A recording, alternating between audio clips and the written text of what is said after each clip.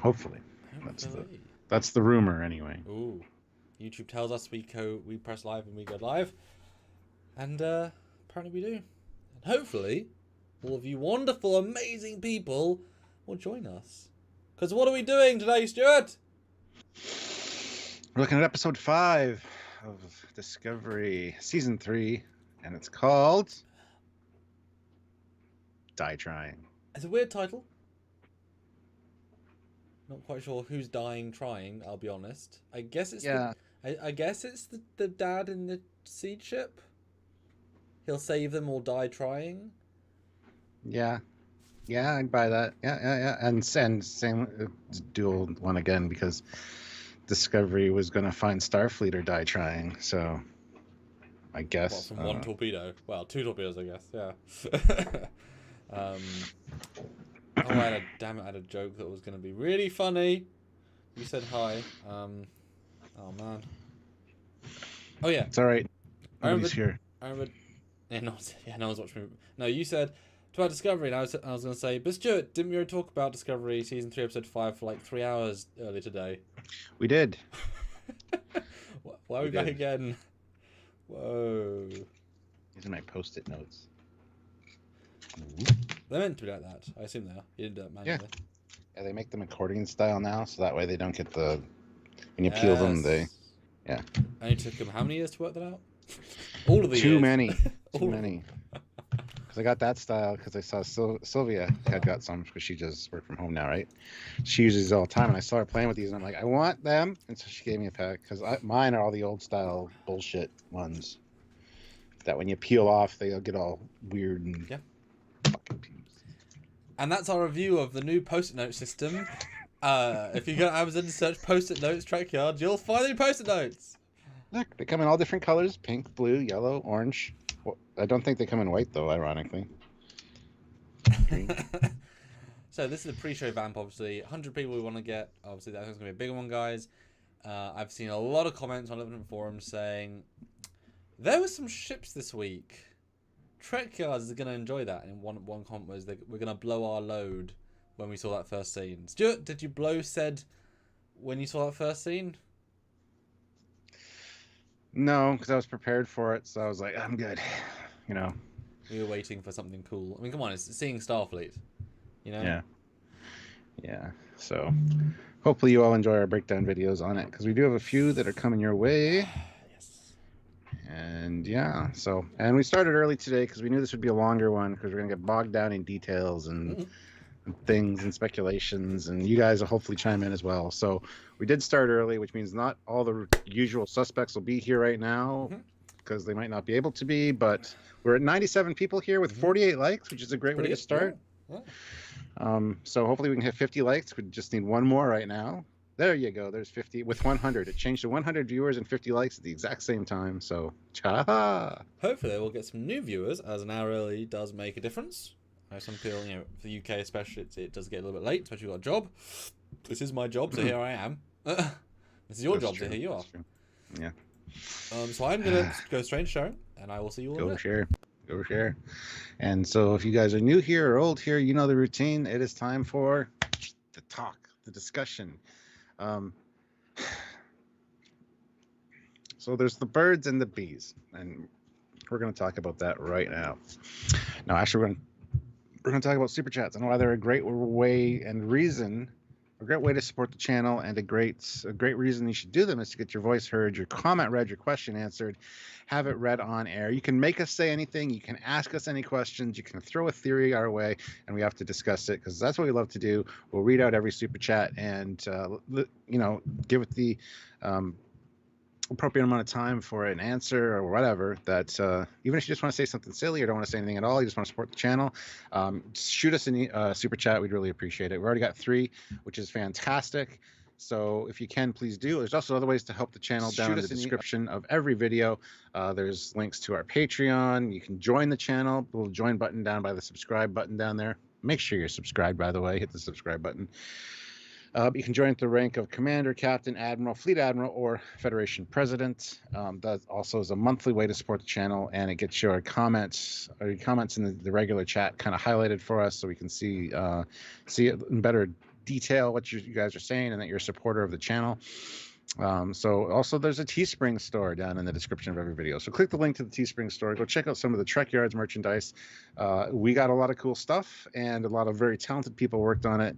So if you can go support that and show the love for a particular pinup shirt or whatever, we got a bunch of different stuff down there. So yeah. Yeah, what was I going to say? Yeah, so support the channel if you can. If you want to support via PayPal as well, the information for PayPal, just send it to trekyards@hotmail.com and let us know in the chat that you sent that. The moderators, they'll let us know one way or the other, either via our live moderator chat, which is a thing, or just in the regular chat. They'll call our attention to it. Then we'll check our email. We'll read your comment or question via the PayPal email as well. That's another great way to support us. And if you want to use PayPal instead, you know, that's another fine way to do it. 118 of you here, 73 likes. That's awesome. I think we can get 2 more likes to get to 75. Even better, I think we can probably get enough to get to 100. Can we get 100 likes on this video right now? I think we can. Yeah, once Samuel's back, which he just is, because he's just popping his earbuds in now. So we'll get to the super chats now, which is great. 75 likes. Awesome. Good job, guys. We need another 21 likes to get to 100 likes. I'm sure we can do it. Looking forward to seeing those likes numbers climb. So hit like if you haven't. Yes. Olivia Julius, $5. You know, Stuart and Samuel found me on an asteroid. I mean, they were falling from the sky. It was raining Trekyards officers. Do you have any snacks? It was raining Starfleet. Hallelujah, it's raining Starfleet. Hallelujah. There's a captain in command. I don't know. Olivia Julius, $5. Attention, everyone. I just got word that the commander is a hologram. Oh, you shouldn't have said anything in the group chat because now it's going to get out. Please help me in aggressively blinking at him to shut him down. 3, 2, 1, blink, blink, blink. Well, I'm the only one that can do that because I'm the only one that he can see. So I guess he went offline.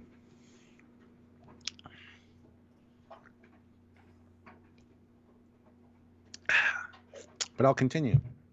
BJ Tehran, $5. Michelle Yo. You have to say reactivate. What? You have to say reactivate for the joke to work. Oh, Trekyards Entertainment hologram activate. Oh wait, I'm the least entertaining version I know, but everyone else is busy. You should say, what is the nature of the entertainment emergency? What's the nature of the Trekyards emergency? We've got some new ships! Oh my god. All right, yeah. BJ Tehran, $5. Michelle Yeoh is an international A-list actress, must cost CBS a lot of money, thus forcing showrunners to use her to justify her cost to production. You say she's A-list, but is she? I mean, I would never. Oh yeah, she's been in some massive blockbusters, so. But I wouldn't ever consider her a person you go watch a film. An A-list is someone like you go watch a film because they're in it. And there are very few A-lists in the world. That's kind of the point. Most people are B or C-list. I would never go to a film because she's in it. And I think she's one of the weakest parts of Discovery in terms of acting. So. Well, I totally agree with you, but other people do really appreciate her acting. And she's been in stuff like Crazy Rich Asians and Crouching Tiger, Hidden Dragon, and there's a few other big blockbusters. Yeah. So I guess for some people she would be a draw, but not necessarily for me. So yeah. But yeah, I see what you're saying, BJ. She's had a long good crib. I mean, I'd say she's high C list probably. Like she's had lots of things that are secondary. You know, like she wasn't a primary in Crazy Rich Asians. She wasn't a primary in, you know, she's a high C list. And that's good. You know, she's a big get. But, you know, I definitely didn't know who she was until Discovery. Like, I'd seen her in things, but I would never have clocked her as somebody. Yeah. You know, she was in James Bond once, so was lots of people. You know what I mean? So, nothing against her, just Corvalius is a bit of a... Yeah. Yeah. Captain Casey Stewart, $2. Hey. USS Constitution, NCC 31700. Thoughts? We didn't say Constitution, though. Because it was out of focus. So, I'll wait to actually see that. Yeah, I'll wait to see it as well. I mean, sure, it might have been displayed on their readouts or whatever that they had in front of them, but you couldn't see in the screenshot clearly that it was USS something and NCC something. I don't think that's the full number either, the 31700, because it looks like most of them have an extra number nowadays. So. And it is definitely a bit weird having Constitution. But yeah. I'd have no issue with it, honestly. But that's just a bit weird. That's all. Yeah. Area 51, $2. Eagle Moss is going to be busy. Yeah, you'll probably see these ships in a year from now. Mm-hmm. Probably is when they'll start coming out, would be my guess. Yeah, I think they've actually been doing, like, unlike the other show, I think they were giving this stuff earlier. They were promoting Discovery stuff a lot earlier than... but they also are very late on Picard, so I think they're like, super late on Picard. They're probably okay time on these. Although, as we've said previously, like, a lot of these models look like low detail, similar to, like, Mud's ship. So I think they'll be... Great, we've got them in 3D, but is that all the detail? Like, a lot of the Enterprise ships, especially even Voyager ships, will probably have more detail visibly. Enterprise ships especially. But yeah, probably the first time we see a lot of them in full detail, probably. 150 viewers with 92 likes, guys. We can easily hit 100 likes. We need 8 more people to hit that like button. So hit the like button. Olivia Julius throws in another $2. I was dead, but I'm cool with my murderer now. Yeah, that was a funny line. I was about to say he steals the show, but a few people steal the show this week. Yeah. And he definitely does a good job. And I will say, Culber, when you don't make him either angry, annoyed, or pissy at his boyfriend, just a good doctor with his own charisma, he's great. Like, skipping everything in season 2, he's great. You know? Although Neomix says they watch the films because she's in them, Michelle Yeoh. So good for you. Everyone. Cool. Love it. Good. David Bessick throws in $5. Hey, David. Someone please go back and clip Sam's reaction to the new ships 2 minutes ago. I need that in my life rather desperately as a GIF and a soundbite. Go back and make the magic happen. And we hit 100 likes with 155 people. Let's get 120 now, because we know that there's people out there that haven't hit the like button. It's a really easy thing to do. It gives you something to do. It helps the channel. It's a win-win for everybody. So consider hitting that. Thank you. Yeah, and I mean, I hope you guys are excited. We're not halfway yet, but I do want to do a video about this later. But in terms of 5 episodes in, I assume we're probably more happy with this show than we were not since Lower Decks, and before then since Enterprise Season 4. Would that be fair to say? I would say so, yes. Yeah. Good stuff. So hopefully you guys are excited too. Yeah. Cool. Well, we should probably get into it, because I know we're going to have a lot of talking points. So let's do it. What do you think of Season 3, Episode 5? I really enjoyed it. This was one that definitely felt Star Trek. A lot of good sci-fi, or not sci-fi, Star Trek tropes. Seeing new ships, new uniforms, getting the Star Trek zing with the music every once in a while. And it also had like a problem of the week type deal that you'd expect to see maybe in season, 1, 2, 3 of TNG with the whole seed ship thing. Give some of the other crew a chance to shine. It's a shame that one of them decided to stay there and not be on the show anymore. But anyway, so it had a lot in it. It felt very dense as far as content, and watching it like the few times that I have now, it still feels very densely packed, and I think that's a good thing in this case. It could have focused more on the debriefing and just dealing with the 1,000-year-old ship and a future Starfleet. For me, I would have loved that a lot more. I think we got a lot of that, but we're eager for more. Yeah, it's more interesting to me than the side story was. But that being said, that kind of differentiated it and made it feel like Star Trek. Like we're watching the Star Trek episode with a problem that they have to solve, and they solve it. I thought that was actually fun to do, but I don't know if it was necessarily needed in this episode. But I really enjoyed this episode, and probably one of the best, if not the best, of Discovery so far. And I think that's mainly because of the ships and all the new stuff. It kind of Starfleet done right. Yeah, it kind of sucked us in, because as a lot of people knew it would, because It's given us what we wanted anyway. In small doses. It didn't give us I expected more epic, like, pan-in shots of the ships and stuff, but should have known better for that. But yeah. Anyway, yeah, so I'd say one of the best of Discovery so far, if not the best. And a great comment by Richard says, don't forget to update your Discovery logo. Yeah, once they swap their com badges, which they cheekily was in the trailer, but it's not in this episode. So now they're using footage not in the episode trailer. Bit cheeky. Yeah. But yeah, no, absolutely. Warrender Technical Solutions throws in £2. 100 likes. Loving the positive energy in the chat. Absolutely. And can I call out one brief thing? You know, we are always, while we might dislike the art design fundamentally, and I know Stuart just thinks it's not as Trek, etc., we always judge it based on its own merits and negatives. We're so able to judge it based on its scenes that if one scene is amazing in an episode we don't like, we'll still say that scene's amazing. It doesn't matter about the whole episode. So we've always said to these showrunners, you give us better content, we'll review it positively. As we did for season 2, season 1, Picard season 2, Lower Decks. So we're being positive because they're making a better show. Inarguably, the script writing is leaps above where it was. The nuances and just the tonal shift in every single aspect. So we're being positive because it's now a decent show, and Burnham is now a decent character. Yeah. And doesn't take much, as my dad said. In fact, you know, it was never the actors; it was always the writing.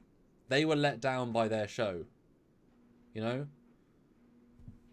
same people, different behind the scenes people, suddenly better. Yeah. That's not on us. Yeah. That's on them, and they made the changes, and it's better for it. Yeah. And Easy Ease just PayPal us, so I just pulled that up. I don't know if you want me to say your real name, Easy Ease. Probably but, not. So it's $6.31 USD. So thank you. Thank you. You guys are the best Trek tubers, no doubt. Always fair with your reviews. I need some Volks and proper Klingons in the disco soon to make it 100% Trek. That would be nice to see a proper Klingon. Yeah. Well, thank you very much for the super chat. Very much appreciate, or the PayPal, not super chat. You know what it actually needs? And actually, I love that. I thought that you do need, like, next episode, a Klingon to walk by, a classic TNG Klingon in Starfleet uniform, and then you get the same things we had with TNG. Is that a Klingon? Yeah. I mean, after the burn, like, they wanted to be help, and we have refugees, and and she's like, oh, cool. But why does it? They don't like to talk about it. Yeah. Why does it look so different? But that'd be nice, actually. Just like, the only Klingon you see is one dude, and they brought Michael Westmore back to make him up. That'd be great. That would be good. Because that would be a nice symbol again to them, saying even though we're in the Dark Ages, the universe did grow up, and there's a Klingon. That'd be great. Yeah. Let's see. David Bessick throws in $10. David, thank you. Hey, I've been out of the loop. Can you please tell me why the feds just don't time travel back to stop all this? I thought every high schooler did time travel calculations according to Daniels in Enterprise. Because time travel is now illegal because of the temporal wars. So that's why. Pretty simple. You should be watching and paying attention and getting caught up, David. Well, not just that. They fought a war because temporal tech became abundant. And then the temporal war the temporal war was won and ended at the end of Enterprise, and then the law was created after that, and then everyone respects it, I guess. / they destroyed the races that, you know. Yeah, I doubt that. And there's the time travel going on. There would always be time travel going on. Yeah. My excuse would be, hey, I invented this time machine before the time travel laws. I'm just saying, man. No proof otherwise. Still, their time travel laws, they work for all time. They work forward back. What? That was great. He said, technically, you being here is a crime. They're like, what? Like you broke the law. The future law you didn't know existed. That didn't exist. That's great. It's so simple. So simple. Yeah. No, very effective. But, as we said, the time tech will still exist in their databases. All that said, though, they successfully purged all of Discovery knowledge and all of Red Angel knowledge. So it is possible to completely purge. So you could argue then they were able to purge time tech because the Red Angel was the very first time tech and it was purged. So I guess there's an argument for it does work. Obviously, that one guy could save it, etc. But you can only go with the main stuff. Yeah. Olivia Julius, $5. I bet Stuart is wondering what happened to the McGee class.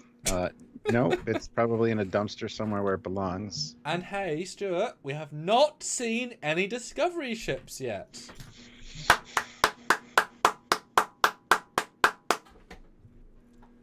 Until Next week. the freighter crashes.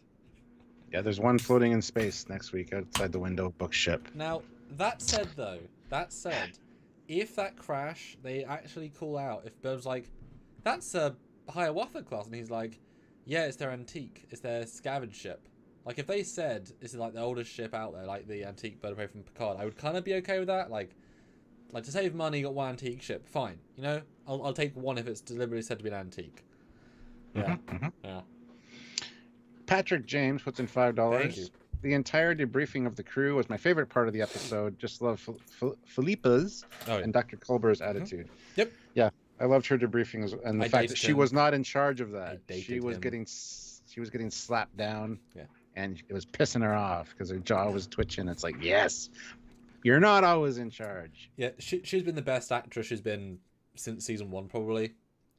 Yeah, and we got a whole video coming out at some point talking about what's up with her at the end of the episode. We got a few theories and things we want to throw around. I don't think we'll get into it today, but there's a good video coming out about that, I'm sure. A lot of good videos. We filmed a ton today. We're going to film more on Monday. This will be a jam-packed week. Are you surprised? No, you're not. And believe me, I deep dived in the costume. There's a ton of costume stuff. And would you agree, Stuart? I found stuff you didn't even notice? No, I noticed it all. It's not what you said earlier. Yeah, but you have no proof of that. Till it comes out. David Bessing was in $5. That would be like purge records of the combustion engine. Impossible. That would be like purge records of the combustion engine. Impossible. But you'd think with the Galaxy wrecked, they would go back to stop this.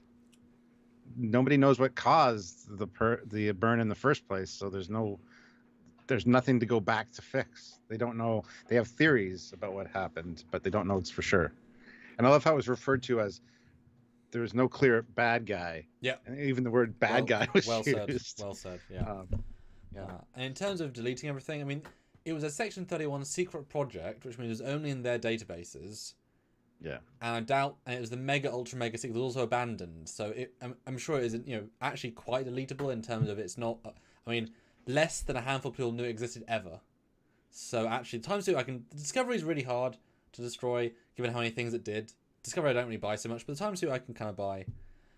In terms of time travel, I mean, also if you go back in time, you can then change. You can make things worse. What if in your investigation you make things worse and you go back and you can imagine at some point they said we'll just deal with it. Although I want to make one brief thing here that kind of jumps near to the end, but the chap says the Admiral, brilliant casting, great acting choices. He says 120 years ago we've got more pressing things. This guy and this universe feels like the burn just happened. This guy wasn't born then. He joined the academy, graduated, became an ensign, lieutenant, captain, admiral, CNC, all in this time of triage, as he said. Think about that for a second. He was not born. That's interesting, He feels like a war-torn general. No. He grew up in this era. He lived. The Federation was actually stable when he took over in terms of being CNC, because that wouldn't be that long ago. What do you think? So I hadn't considered that until the last viewing. Never really considered it, but it makes sense that this is 120 years ago that the burn happened. So, And people saying you don't know how old he is, but if Picard was retiring at 70. Yes, that was a long time ago, but he looks middle-aged. I doubt he's middle-aged 120. I don't, no offense, I don't think he's 350 years old. I think that's a fair bet. Because he looks middle-aged, and if he looks middle-aged and being older, I can see him being like 85, 90 and still in service. I'm just saying, let's not go absurd with this, Yeah. Otherwise, Picard should have not be retired either. Either you've got to accept it a little bit or not. So, probably his 90s. Olivia Julius, $2. Thanks. Stuart wears glasses to make him look smart. Oh, yeah. Yep. Stephen W. Fathry, $5. 5 episodes into Disco Season 3. Better or worse than 5 episodes into Picard Season 1?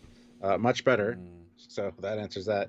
That includes the 3-part opener, Elnor Planet, and Heist episode. This is better, in my opinion, than Picard. simple answer. Yeah. I want to do a whole live on that. I think it's worth just worth discussing. But yeah, I mean, this show is showing Picard up, honestly. Yeah.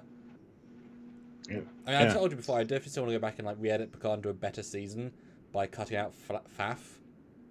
You know, because rewatching that was a pain. Like, there's so much crap that isn't worth being in there. Especially in the first three, so much padding and so much not good stuff.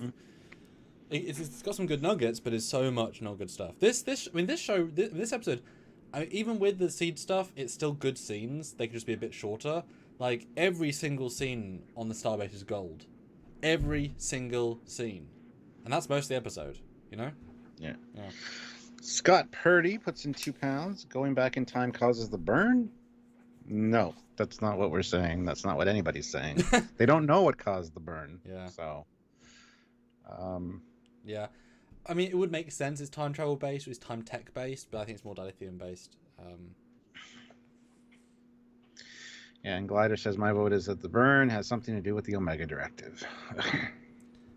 Yeah, I mean, to be fair, it's probably better it uses some in-canon clever thing, but why would that link to dilithium? I don't think it would, you know.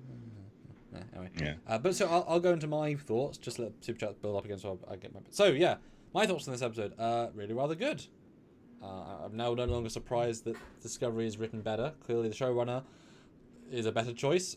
The story's better, as I said to you earlier. This season feels like it was not chopped, changed, reordered, padded, or changed midway. It feels consistent, it feels considered, it feels balanced, it feels like a good developing story, and we've not felt that for a long time. The casting's great. They even use the secondaries well in this. Everyone gets a little moment, and I think the way they're using Stamets now is the best they can do for him. Have him be part of this funny team. He's not a unique character, unfortunately. He's part of the Spore Drive technology and Mr. Engineer. So I think that's how we're going to see him now. But it's a good excuse to have hit. I mean, it's the same with Tilly. She's not a crucial anymore. Neither is Tiggs more, but she's never going to be that role. So having them as a trifecta actually is going to work, I think. Admiral, excellent casting. He's very nuanced. And you do get the sense he could be dodgy, but he's not, but he could be, but not really, but he's just playing it super professional. Very, very... Yeah. No offense, but better than the head of Starfleet and Picard. Look at the nuance of performance. I know she hates Picard, fine, that comes through, but the nuance in performance, I mean, drastically better performance as a CNC. I believe him, you know? And he's after the worst thing that ever happened to the Federation, you know? Yeah. But yeah, script writing is much better.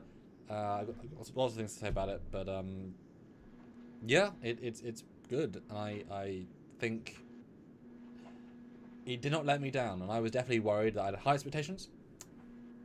Didn't let me down. Even the side story, like I said, it feels like TNG, and this is clearly showing that this is the balance. Like Lower Decks, it needs to be episodic with an overall arc. Truly episodic.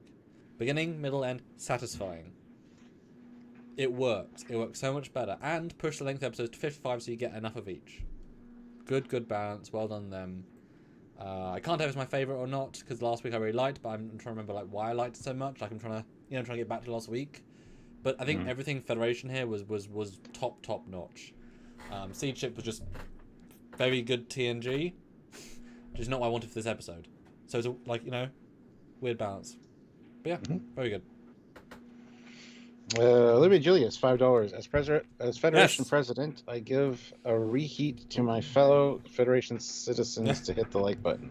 Please do, click like. BJ Tehran, $2. Nice. Looking forward to next episode for a change. I'm not, actually. The preview for next episode. That's something. We'll talk about that on Wednesday. But can I just double down on that for a second? Discovery Season 2 tricked us each week. The episode left a meh taste in our mouth, but then the end was like, oh, next week. And it happened 4 or 5 times in a row.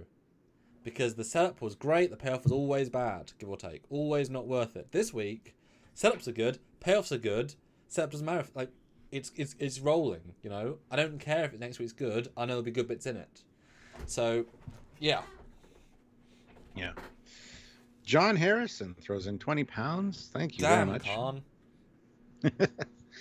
I always wondered what you do When you run out of letters for ships, since Voyager is J now, do you go with numbers? Then also loved the look on Burnham's face when the Admiral told them They aren't home yet. Oh, they aren't home yet. No. That was funny for me. Yeah, and then it was paid off beautifully at the end of the episode. That was so well done. But yeah, as far as running out of letters, I don't know. You go AA, I would assume A1, so. Yeah. A1 sauce. I don't know. But to be fair, though, if you got to J in 900 years or 700 years, you don't have to worry about it for a while. I think you're Exactly. fine, you know? Unless you're Picard and keep getting blown up in a couple of years. Fine. But the key is don't lose a ship every 80 years or 60 years, whatever. Let's have them long service, you know. But it's like saying, you know, will our great-great-great-great-great-great-great-great-grandkids run out of letters? Yeah, maybe. Will Federation be destroyed by then? Who knows? Oh, you know, I think it's fine. It's fine. And yeah, but Burnham was great because she was put down in the correct spaces, but allowed to rise up in other spaces. A good balance, exactly how it should be. Olivia Julius, $5. Question: whose holograms were worse, Picard or Discovery's? Ooh, that's a weird question. I'd say Discovery's so far. I really enjoyed the holograms in Picard. So all Rios's holograms, personality, they seemed real. You couldn't deactivate them by blinking, probably because that's just dumb. I didn't like. Not that they were bad; they just weren't very good. The holograms that Picard met at the other facilities. The Rios ones were better, but they're obviously just Rios. Like they're a funny bit. These ones are a bit more hologrammy. We can't say yet. I hope the Doctor comes back. That guy, he seems like he'll be fun. As you say, he's basically just a Bill Nye, which is great. Sure, yeah, do it. It worked well. Bow tie. I know you don't like bow tie, but it's a very simple character thing. Yeah. And it was fun. Luke Celeste, $10. Thank you very much. Thank you. It was a bad lullaby heard throughout the universe and destroyed the crystals, so sleep on that for a while. Oh, that was I forgot all about that when we talked about our review earlier. Yeah, that pissed me off and annoyed me to no end. Like, there's got to be this super secret, what? There's a connection?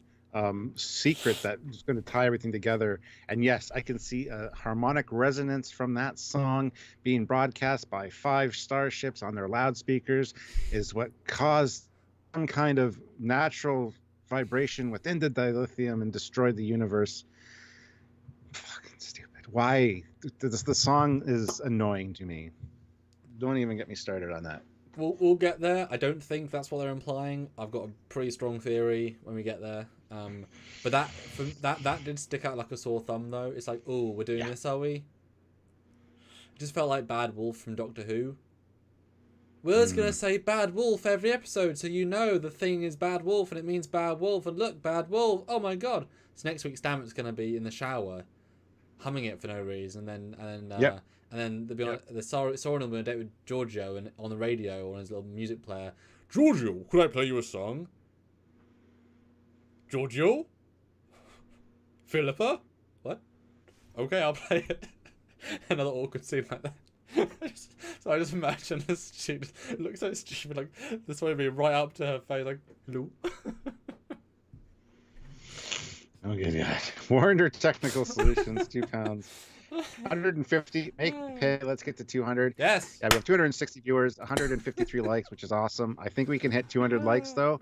If you haven't hit that like button, guys. Let's get those likes up and help the channel. And just it's a good way of contributing and helping out. So. And Devereaux says it's kind of like the Battlestar Galactica song, a song that goes through them. I mean, yeah, but that was also that went through being cringe and not cringe. Well, it's a great song though. All Watch Show is a good song. I like that song. Olivia Julius, $5. Your super secret lullaby makes as much sense as a person from England knowing the words to Rockabye Baby. It's a popular song. Yeah. Rockabye Baby. Why would we all know that song? I know, everybody does. That's the point I think she's trying to get. But no matter where you are in the world, everybody knows it. Does a random Chinese person know it though? Like, I think it's more of a, I assume no. a cultural thing. I think no. I think they would. It's one of those ones that is kind of worldwide. Like row, row, row your boat. Everybody kind of knows that too. But it is different when you have planets and parts of the galaxy. I mean, it's like you would never assume anyone, if a Delta Quadrant person knew a thing. Well, I was kind of hoping they would say parallel development. We've had 1,200 years of songs. People have the same songs.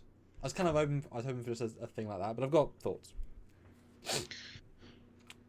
BJ Tehran, $2. Starfleet holograms equal lowest bidder contracting. Yep. Although I did appreciate that the fact they had to use holograms showed how few officers actually were. They were overstretched. So they could just invent officers. You know? Like, you would think they put real people to interrogate the time people. But the fact they use holograms showed, holograms are fine. Like, that they're valued enough. Yeah. And Devo77X says Spock didn't know row your boat.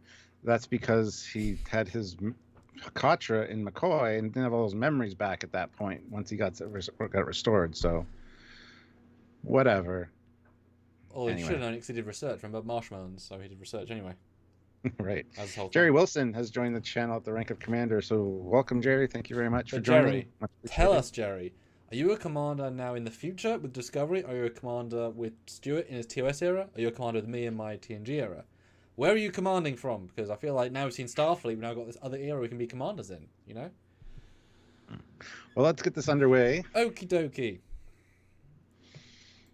It starts off great. Something we were complaining about with season 1. We got a captain's log. It's a supplemental log, but it's still a captain's log.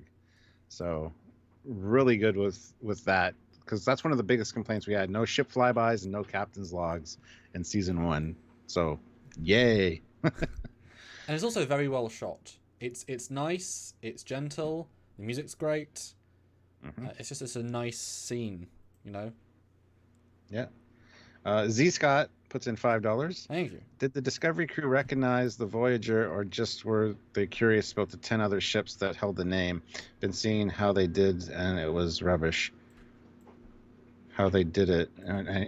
They were just amazed that it had a J. That means 11 iterations of the ship.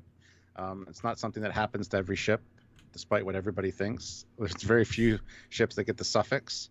So that was actually really interesting. They would never have heard of Voyager because they're Discovery era, right? So. And they would have heard of the Intrepid because the Intrepid was an Annex era ship, but that's not.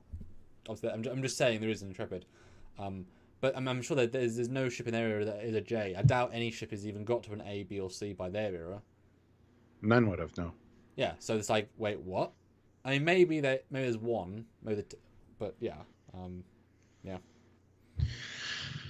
So we get Saru and Burnham, and she's like, everything's ready to be handed over to Starfleet when we get there. So, they're talking about she has questions about the burn that hopefully they have answers for, and then she mentions about her mother. Well, she doesn't mention about people, and Saru was like, "You're thinking of your mother." I'm sure they'll have the answers that you're looking for. So, this scene stood out to me in a few different ways. One, I like that it's the first bit of the scene is we'll do our logs, means nothing to the episode, but it feels procedural, and we like the procedural because this whole episode they're doing what they should be doing, and it's balanced well. Two, why do they love this corridor corner? It's the newest set. It's the newest set, man. It's really bizarre. Like, they keep having scenes here, but I think they just want to use like the window, and they found a new spot that makes the walk and talk and corridor. But it's weird. They keep being here. And three, the mum is like, I'm assuming she's gonna come back, although she's in an alternate timeline now. She isn't in this future, so she shouldn't be here. Oh, you were thinking. Oh, see, that's the first I realized. You meant Burnham's real mom. I thought she was talking about Amanda, like the one that raised her. Oh, okay. I never thought her own mother. I don't know why. I'm so stupid. Oh my god. Yeah, the mum that went through time that is theoretically in the future, just not this future. Yeah. That's not who I thought of during this scene. I'm like, why is she thinking of Amanda? What about Sarah? Well, that's exactly. I thought she was going to say Spock. That's what I thought. Yeah. Because she just, she saw him like, well, I guess a year ago. But yeah, her real mother. Oh, I feel stupid. Yeah. Luke Celeste throws in $5. Thank you. And the garage door is still stuck open. Yeah. It's actually closed in one scene, apparently. So we're going to get there when we get there. Although, I'll bring up now because you did mention that briefly. Do you think that it is Control that is going to cause the burn? as a revenge. That control is somewhere on the ship. It has already. Remember, it managed to travel through time already once, via the wormhole that it created. Blah blah blah. Maybe it can as a revenge thing because there's a That sounds like a video in and of itself to discuss that. because Kurzman says it's not back, but what a twist to have like one last Well, revenge. Yeah, we're not going to believe anything that jackass says.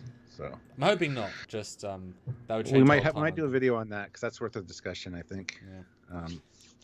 Ozzy Maderos, though, $5. Thank you. Was the Discovery Shuttle Bay open or closed from First Fleet Admiral Skeleton Hands? Okie-dokie. It is actually closed when they go into the Ion Storm. We'll talk about that when we get there. So thank God it's closed, though. Yeah, so then they walk on the bridge, and we're here. We're at Federation headquarters. Wait, how do we get here, Stuart? Where are we? No idea. But we were a Trill. No idea? Oh. That was weird. I was expecting a spore jump, or since they also did a captain's log, you'd expect them to say, we've spore jumped to the beta quadrant where the coordinates are. Done. So I wonder if they're hiding this on purpose to reveal later on. Probably. Yeah. Weird. Yeah, so distortion field security measure, but it's fine. They know that they're expecting us, so we can proceed through it. And I was not expecting that. I thought it was gonna be some grand like, oh my god, who are you? But they already talked to them. Like they disarm the sense of what's gonna happen instantly to be like, they know we're coming. Let's just enjoy this. So I was very unexpected. That was unexpected to me, and I quite appreciated that. Yeah, absolutely. Then you get the big swell of music, all the reactions as everybody they go through the field.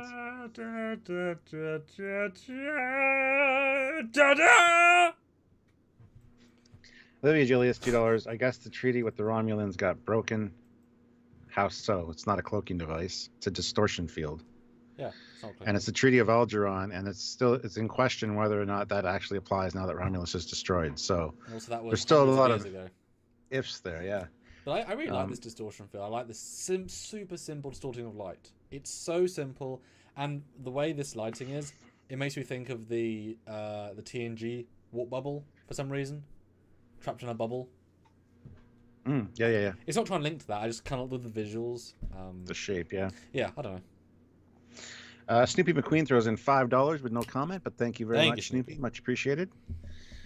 Yeah, so we got lots of ships to look at, and we'll be doing a ship breakdown of these ships at some point. So, but guys, are we going to skip right past this? Tell us in the chat right now if you want us to talk about the ships, or skip by them. And if you super chat $50 right now, maybe we will. I mean, say yes or no. I don't know, guys. Because, I don't know, we are Trekyards. I'm sure at least 250 of you are here for the ships. Tell us, tell us. We have 287 viewers with 171 likes. Guys, let's get to 200 likes. That's just 29 of you need to hit the like button. We can do that. Come on, let's do it.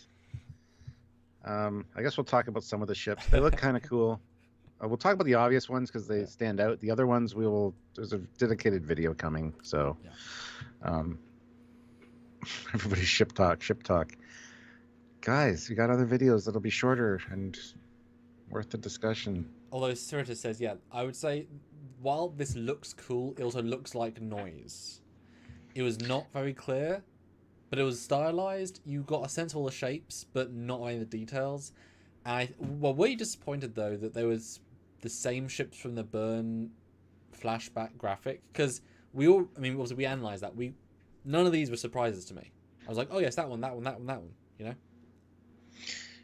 None of them were surprises except for the Voyager, obviously. Sure. Yeah, very true. And the Nog, but yeah. Well, it does tell you though that if all these ships existed back then, that they've probably been building ships for a long time. So these are all a century-old ships. And I really did like the fact they were being powered. They're all powering the array. Yeah. Although does that tell you if they're using their warp engines or not? As in, are they using dilithium to power a warp core to power it? You'd assume they'd need to have a lot of power, and if you need 15 ships to power this thing, how are they being powered?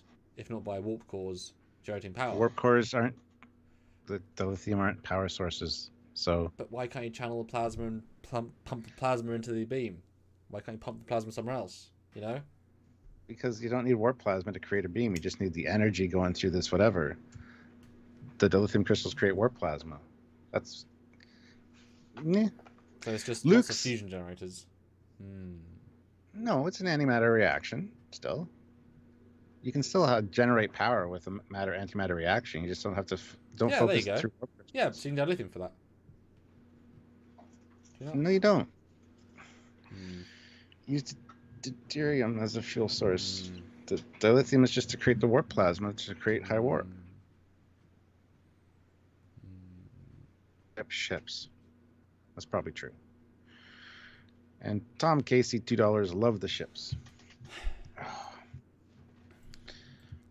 Well, we got some that are made of detecting neutronium alloy fibers, which are thought to be just theoretical. And what's that reference to, Stuart? No idea. Doomsday Machine. Oh, is it? Neutronium, that's the hull, isn't it? Wasn't it? Yeah, it's a neutronium hull, but not neutronium alloy fibers specifically. Hell. No, I was like, oh, they discovered neutronium finally. That's cool. That's what I thought from that. Oh, they've mentioned neutronium hulls quite a few times in Star Trek. And now they can build them themselves. It's the strongest thing of the week. Yeah. Warrender Technical Solutions, 2 pounds, 200. That was nice and fast. How high can we go? Well, we can hit 250 easily. John Harrison, 5 pounds. I like the hammerhead looking ship. Something about it appeals to me. Cool. We also get hulls that are organic, and some are completely comprised of holographic containment walls, which I thought was really cool. So holographic ships, essentially. I mean, it's definitely a gimmick, because that sounds incredibly unsafe. I wouldn't trust that. Yeah. But I guess I'm old school. But I appreciate about these ships, even though those sound like very fancy construction methods, the ship still looked conventional. So it's more like, look, the ship's organic, but it looks like a normal ship. Best of both worlds. Yeah. That's all you need, you know? Yeah. But I liked how few ships there were, but still lots. It was a good balance of... I mean, it's a good 8 to 12 ships. Yeah. And they're all still fully powered, etc. Just not a massive fleet. Yeah, and we get... is that a new constitution? I bet it can sleep a crew of 1,000. No, 2,000. Detached nacelles. Where do they even put the warp core? Yeah. And you can't say it says USS Constitution. Like, I know they say Constitution, but it doesn't say that. And the way she says it too is that a new constitution? Question mark. Yeah. Like, it's got the same configuration, and that's what we know. Like, the Enterprise is like the newest of the new. It's like the king shit back in our day. So is that a new one? We don't know. Yeah, I read it more as, that looks the most like Constitution. Is that the new Constitution style ship? Rather than, look, it's the new USS Constitution, NCX, whatever. Like, she didn't... It could be either, but I didn't think she was literally just reading it off the hull, etc. Like, then she says, that's supposed to be a scout vessel. Well, they're not saying what class it is, are they? So they clearly don't have the information at hand. And obviously we'll look at these ships as well. But at least they focus on a couple. Although, it's a bit of a cop-out to show the view screen from the back of the bridge. It's like, just cut to the view screen. Let me see it at full screen, guys. Let me appreciate the ships. But they're only built for simple details. Let me get the flying Rainforest ship.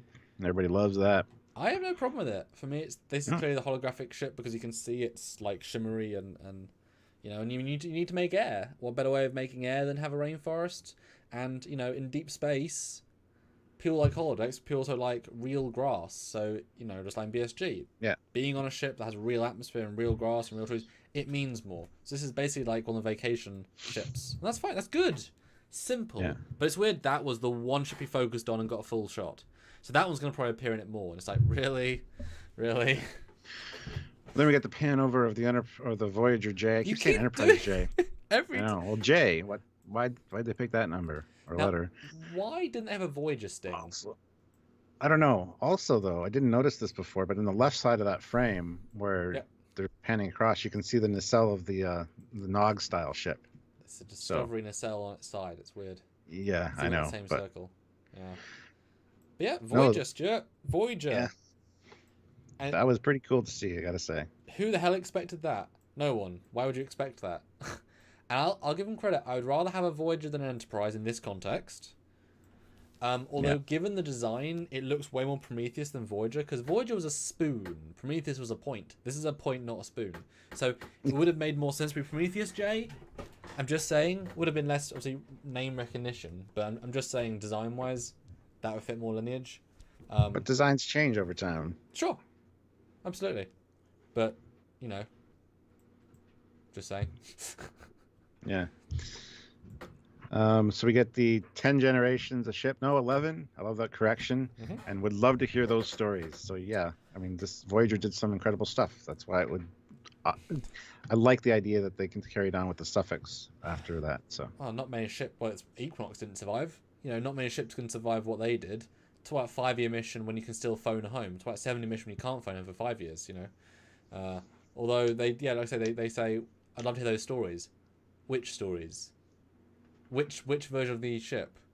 Like, what an odd statement. It's like, I'd like to read the mission reports of 900 years of starships called Voyager working for 80 years each. What does that even mean, you know? Like, I think it was more of a reference to the first Voyager, because if it was special enough to get the suffix designation with an unchanged registry number like the other ones, which are all bumped up numbers, must be something special. Is I think what they're going for. Yeah. Well, it would have been better than if they'd said, Jay, that's the first show I've seen with the first red. You know, I've heard they might do that, but, you know, it would be kind of nice if they registered that. Small thing. How did they know about Voyager? They didn't, but they just read it off the thing. Yeah. Then we get the pass of the USS Nog, NCC 325070. Dun dun dun. We're doing a video about that for sure. Nice little tribute to Aaron Eisenberg. Easily missable, but easily appreciated if you notice it. Yeah. But I was surprised there was no Voyager sting of music. Like, there was a swell of something, but it was just like, I mean, you just give us the. I mean, you had it in Picard, and it was great. It was one of the best bits they did. Yeah. Bit weird that, but that's okay. Z Scott throws in $5. Thank you. Will they have a pick for Ethan Peck as Spock once Burnham does look up the brother and mother, or use a stock photo of Leonard Nimoy from Beyond? Good question. I don't know if they'd. I was going to say I don't know if they'd include Leonard Nimoy, but for some reason they put his voice at the end of the transmission from Senatol, which is really stupid. At least fans said they did. I've heard no one confirm that. Well, it's the more you hear it, the more you hear it, and that was on the last time on Discovery bit here, so they kind of emphasized it. It's like a subconscious thing, like, oh, this is real Star Trek. I heard a thing. What? Sure. Yeah, I assume they would do Nimoy, but not from Beyond, because that's a different universe. Like, he never got that old in the Prime timeline. You can use him from 09, but I mean, it'd have to be Nimoy, which would be great. I mean, that would be, we've never seen that before in this version. That's the thing, you've got the future. Same with Pike. You could show Pike as Hunter, Jeffrey Hunter, you know, as you should do. You know, they're still canonical versions of them. There's no reason to rehire Ethan Peck and digitally age him. It's like, why would you just use Nimoy? He played him for, you know, 55, 58 more years, whatever. Yeah. Yeah, so anyway, they hail and say that we're here. They pull up and park. Real close. And they're like, we're being scanned. Well, yeah, they require a moment to process the arrival of a 1,000-year-old ship. I thought that was good. Mm-hmm. And she's amazed that I no longer have control. What, you don't? Earth space stock? It's apparently a thing in Discovery because we saw it in the Klingon War. I mean, they don't take control of the ship. They don't take control of the ship and park you. Anyway, I thought that was kind of odd for her to say that, but that's okay. It's amazing what they're surprised about, given that we know future tech's like this isn't a big deal. But I was just surprised how close they were. I mean, they're meters away, and they also mentioned de-docking, which is not how you'd say that. They were never docked. I think the CGI people didn't read that part of the script. It says they'll be docking us remotely, but yeah. But I mean, later on they say we're de-docking, but they never docked. But I way too close. Well, I really like the close-ups on the base, though. I think that actually is quite nice. For what it's very simple, but I quite like it. I found it odd, though, that Burnham's like, they must have advanced technology that can scan a trill. Sorry, your hand scanners can scan a trill too. Yeah, but to know that it's his trill. specifically, I think was the point there as well. Well, I mean, they already called. Advanced enough to pick up her symbiont and identify it as Tal. But they already called ahead. Surely Yeah, they I would know. have said Xanatal. I mean, that's why they gave them access, because Yep. so there's a slight disconnect there. But it's Oh, fine. for sure. Yeah. So they want Saru, Burnham, Mhm. and Tal to go over, and so Lieutenant Nilsson, the con is yours, and that's the actress that played Ariam. Didn't know her name. Good to know her name. Good to yeah, and we find out the other guy's name is Reese. He gets put in temporary command as well, so that's good. Don't know what rank he is, but rank. Um, I like how happy yeah. everyone is. It does. I wish obviously the shots were brighter and more elegant, but the mood it all evokes is still successful in. Well done, guys. You have successfully created quite an epic moment. Like I say, wish there were more detailed models, wish there were more brightly lit, fine. But these still excellent. We made it. Well done. And Stephen W. Fathry throws in $2. Show pick of old Spock and old Sarek from 4 and 6. Yeah, absolutely. Yeah, I agree with that 100%. Yeah, everybody's super happy. Get a nice shot of Discovery outside the thing, and then we get the zoom in. You see Kazon and Next on Talax. yeah, Telex. Yeah, Federation Deep Space Outpost 36. Yeah, there's a lot of those little things. We'll probably do a little Easter egg of just what's in them. Well, they're very, very hard to find. I went through and it's just we didn't get this beautiful pan of the base, which we might still in another episode, but yeah, sure. Oh, there is a ship above the base in the next scene. USS Armstrong. Yeah. Yeah. Yeah, that's one of the NCC 317656. Yeah, that's the Enterprise looking. That's the Constitution class looking ship with a very spindly nacelle. That's the kind of classic looking one. And the ship that goes by is the weird four nacella. But you can see a pennant, which I like. Mm-hmm. Can't see what that is, but they're real. They're though. real close to the space station. Yeah. And I gotta say, I like this top view. I like it. It while it doesn't necessarily make as much sense as it could do, it just feels like very classically Trek. It's a bridge. A bridge is on the top. This is the command center. Yeah, yeah. Olivia Julius, the spacesuit guy, but hey ho, that's fine. That's a nice little touch. That's one of the tropes, right? Yeah. Olivia Julius, $5. As president of the United Federation of Planets, I would like to ask everyone everywhere to hit like. Yes, please hit like. We have 328 here, which is fantastic, guys. We did start a little earlier, so if you're tuning in late, welcome. We talked about a lot of things prior, so go back and watch maybe. But everybody hit that like button. We're at 225 likes. Let's get to 250. I think that should be super easy to do. Just 25 of you hit that like button. Would appreciate it. I want to see 300, Stuart. I know you do, but I'm taking it little baby steps. Okay. Baby steps. Click like one. Help me, help you to help me. To help Stuart sleep at night. Yes, it's all about me. It is. But speaking of, and do guys tune in to our review of the uniforms. We get to see the uniforms a lot in this. Do go back, have a look. We do get to see the galaxy map. Although it's interesting, it's only showing a part of it. It's only highlighting. That might just be where people are working. Or is that saying maybe that's all we have access to? Maybe we are. Maybe we are in the Delta Quadrant, and we can only look into the Gamma Quadrant.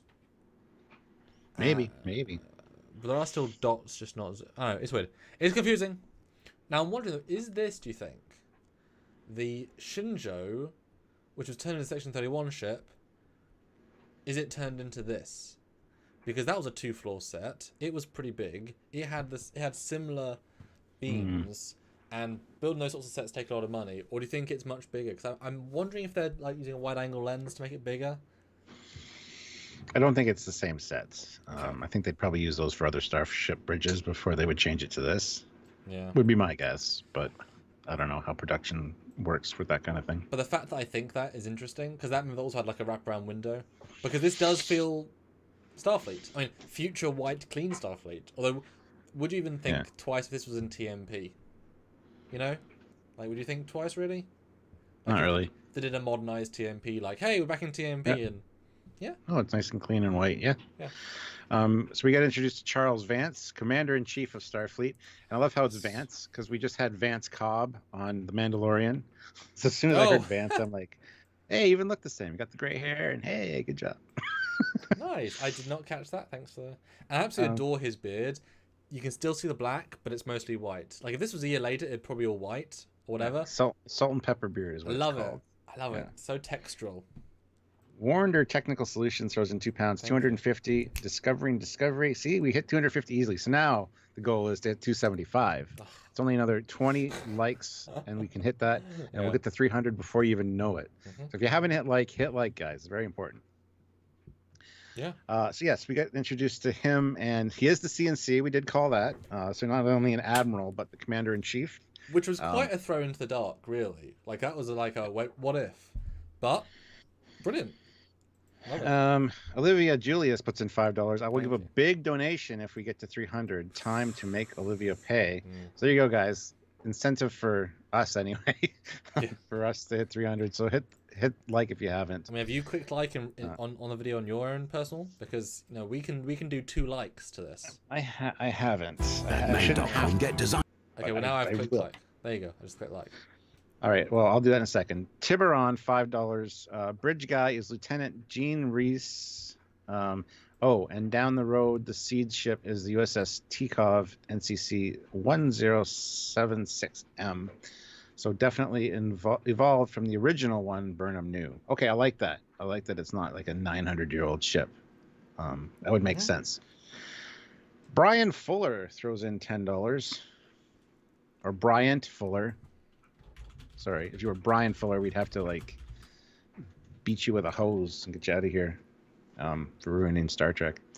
Bryant Fuller, $10. I hope we get to see more, maybe some references to maybe Cindy. I think you mean Zindi, the Dominion. Someone did ask, where are the Vulcans? That's a very good point. We haven't really seen any Vulcans, have we? But we do get a reference to haven't seen a Kelpian out this far lately. And he's like, what? Did something happen on Kaminar? It's like, no, they're status quo last time we checked. Like so nonchalant. Yeah. So they joined the Federation? Yes, they did. Yay! I didn't think I was going to care, but it plays well, Yeah. Because you know how much that means to him. Because I don't think he ever even considered that as really a possibility. Because it's just so... I mean, even they were so primitive, right? Yeah. Yeah, exactly. It's nice. It's good. I like, considering what this situation is, he is being very patient. Like, he is being brilliant with these people. Considering, as they say later, they could be time agents.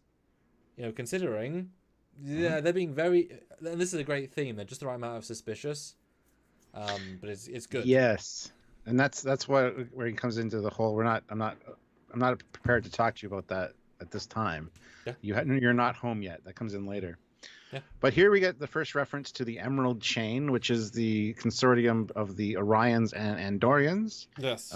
In a criminal organization called the Emerald Chain. So a little bit of procedural daily stuff's going on here. So. And I was going to say, those are clearly going to be the antagonists as much as there are any this year.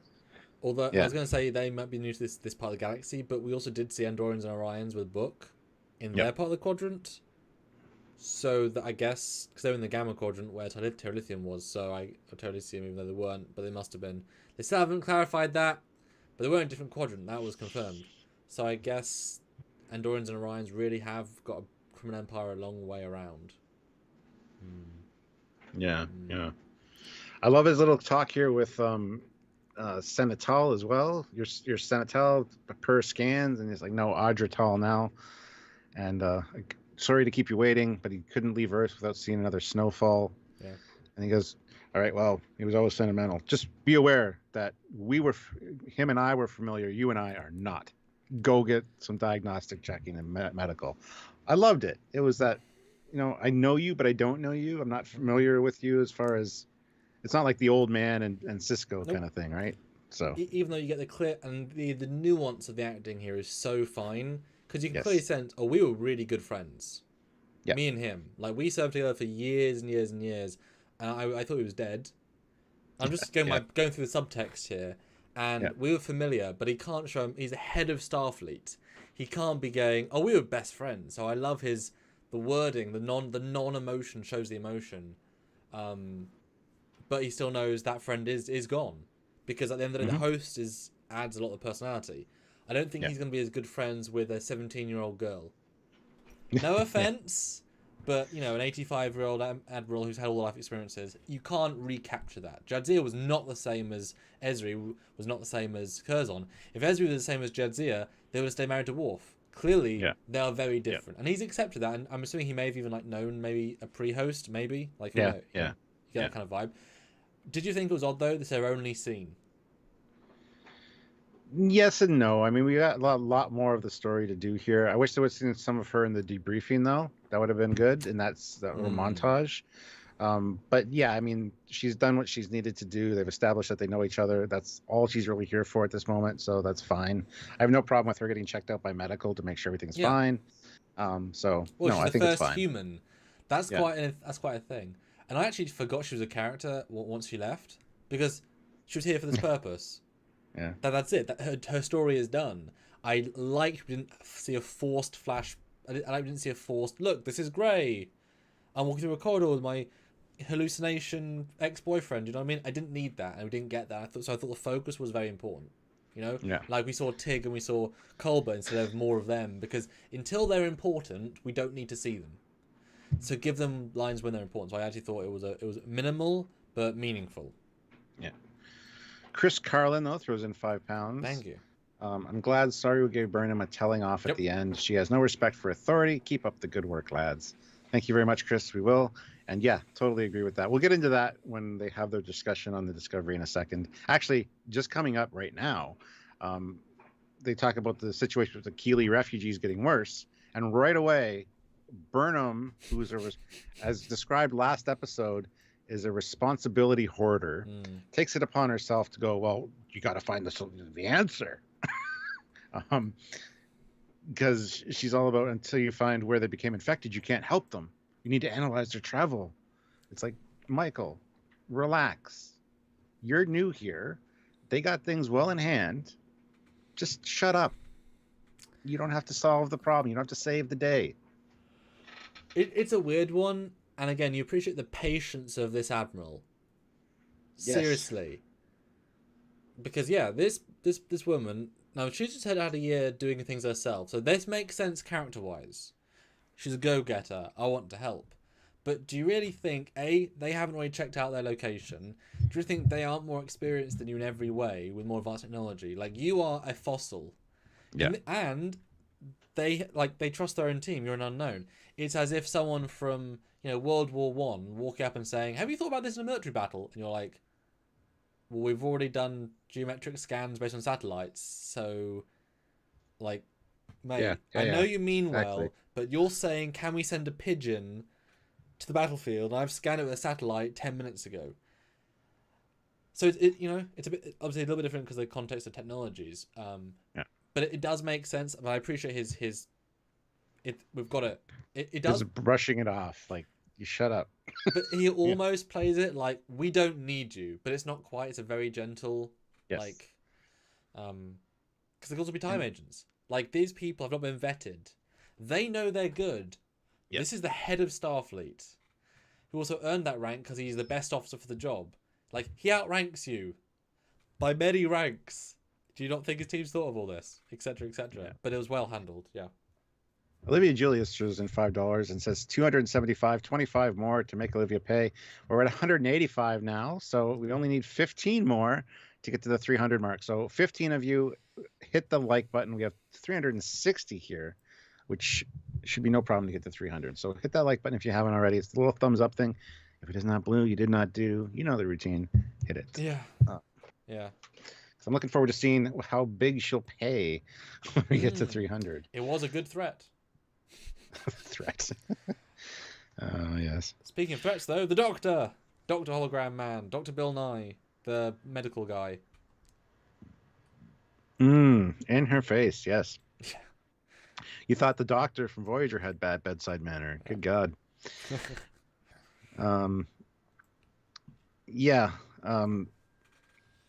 Well, this whole thing they're talking about before the doctor speaks. They're talking about what happened to get Discovery where it was, abnormal gravity waves within the wormhole. And then he's asking about the Red Angel suit, and she's like, "Well, I sent it back to send the last signal. Then it was set to self-destruct." And he's like, "Oh, okay." I love the way this scene is handled because it is so procedural. Yes. And yeah, you understand that they should be cautious under the circumstances, because you got to put our heroes in the same predicament. If somebody came through time, going to be like, "Oh, here's all of our information here." It's going to be like, there's no record of you. This is so well done and so well written. Like the script writing has gone up like so much this season. Drastically. Yes. Yeah. And I wouldn't even know how to write this, because there's so many levels. Because the way they explain it, our records say you guys died, and nothing you're telling me exists in our records. In 2258, this Discovery was destroyed. Yeah. So and they even mentioned the sphere data. Yeah. And this was a one-way trip for us and the sphere data. And he's like, "Oh yeah, and exactly what is this data that now we're accountable for?" I love that little oh, for God's sake, really? We're barely holding on, and 100,000 years, great. God damn it. Yeah. Could we even store that? Which is nice. He feels responsible even though he doesn't know what it is. But not only so, these people have not only remember, this time war threatened to destroy the universe. It's like people come world wars, but it's like the worst world war ever. You're gonna be wary of time travel to the max. Yeah. Not just that, but these people are either zombies, alternate universe people. Like every bit of evidence is like with Beverly, right? Every bit of evidence says they're not who they say they are, conceptually. Yes. Now, it would have been great. One more little line of said, and you're also wearing weird uniforms. Like I wish there was a little sub line of like, and we've never seen a ship like Discovery before. They would have been almost got there. Yeah. There's a line later on. But yeah, the balance is excellent here. Tenchi 2K7 puts in $5. Gotta go, so I will watch later. I like this episode more than I thought I would. Yeah. Keep up the good work, Captain and Commander. Well, thank you. Hopefully you enjoyed and rewatch. Ooh, 5 more likes. But the cool thing here is the doctor, the Bill Nye guy, is looking at Saru and he says, "You may be the last Kelpian who still retains biochemical traces of the Vahari." Yes. The funny thing is, Saru was the first of his species to evolve past that point, and now that he's in the future, he's the most primitive Kelpian that exists. Yeah, which is really an interesting kind of dichotomy.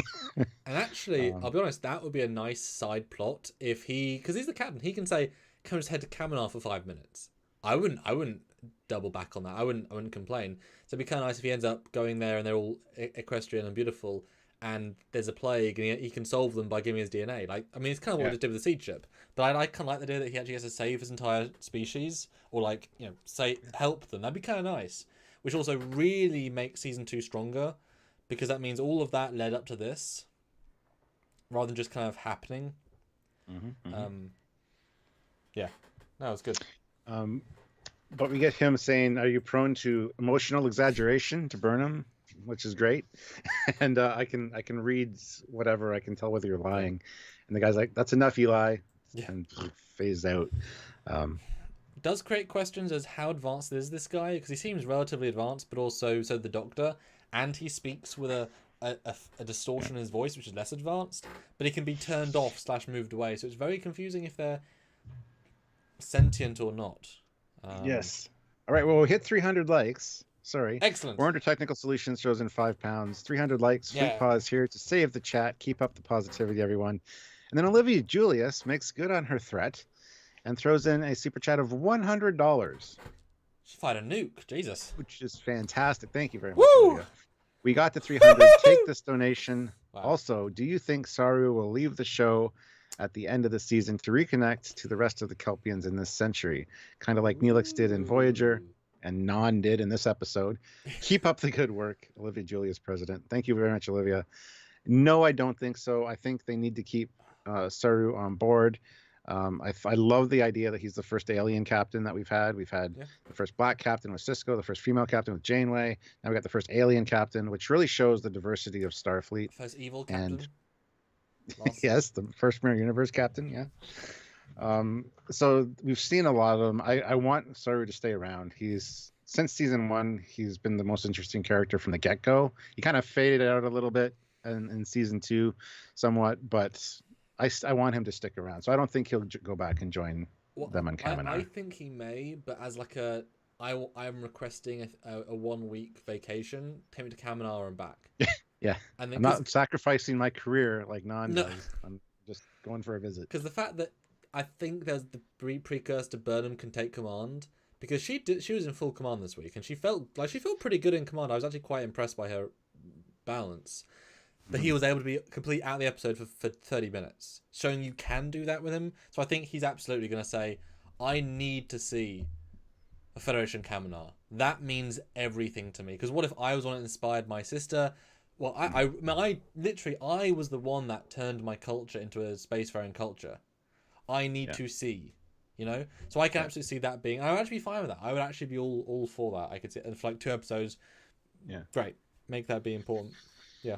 Zachary Tyson, though, $5. How likely is it we'll see Discovery be retrofitted with modern tech and the crew outfitted with proper uniforms? Stretches believability if not. We totally agree. I expect the ship to be slowly refit or retrofitted. It's mentioned in a second here that they were going to do that originally. As for the uniforms, unfortunately, I think we're going to be stuck with Discovery uniforms. They should have switched over to the new ones in season 2 with Pike. But it's their brand, though. Maybe by the end of the season, maybe starting the next season will be like it's been a year, Discovery's refitted, the uniforms are new uniforms. I would love to see that beginning of next season, but like a slow transition to it over the course of this season, maybe. So I think the ship needs to be upgraded. I mean, it can't survive this future, and if it is upgraded, I cannot see you explaining, oh, they fit all the same tech into the same chassis. No. Let's just let's improve it. So I think we're either going to get a literal Captain's log. I've given the planet, give the crew shore leave, and we've been refitting the last 6 weeks. Time jump, or they sacrifice the ship in a drastic way, like Enterprise did at the end of season 2, and then, like you said, we'll see in a dry dock at the end of this season. Now they've started to bring the fleet back. And then it starts season 3, and the part before the trailer will be the new Discovery, where it's sleeker, it's silverier. Maybe the nacelles aren't connected. Because the nacelles are the easy thing to get fixed. Like that change, new paint scheme, new weapons, boom, wouldn't take much. It needs to be changed. It needs to be. This is their chance. You know, big chance here. Devo77X says those were the Constitution uniforms. No, they're Starfleet uniforms. Don't pull that Constitution class shit with me. I don't buy that for a second. Anyway. They were the new uniforms. The problem is, though, Calypso, Voyager Discovery spending 1,000 years in the nebula AI. Damn it! No, that's going to happen before the end of the season, so we can still get that.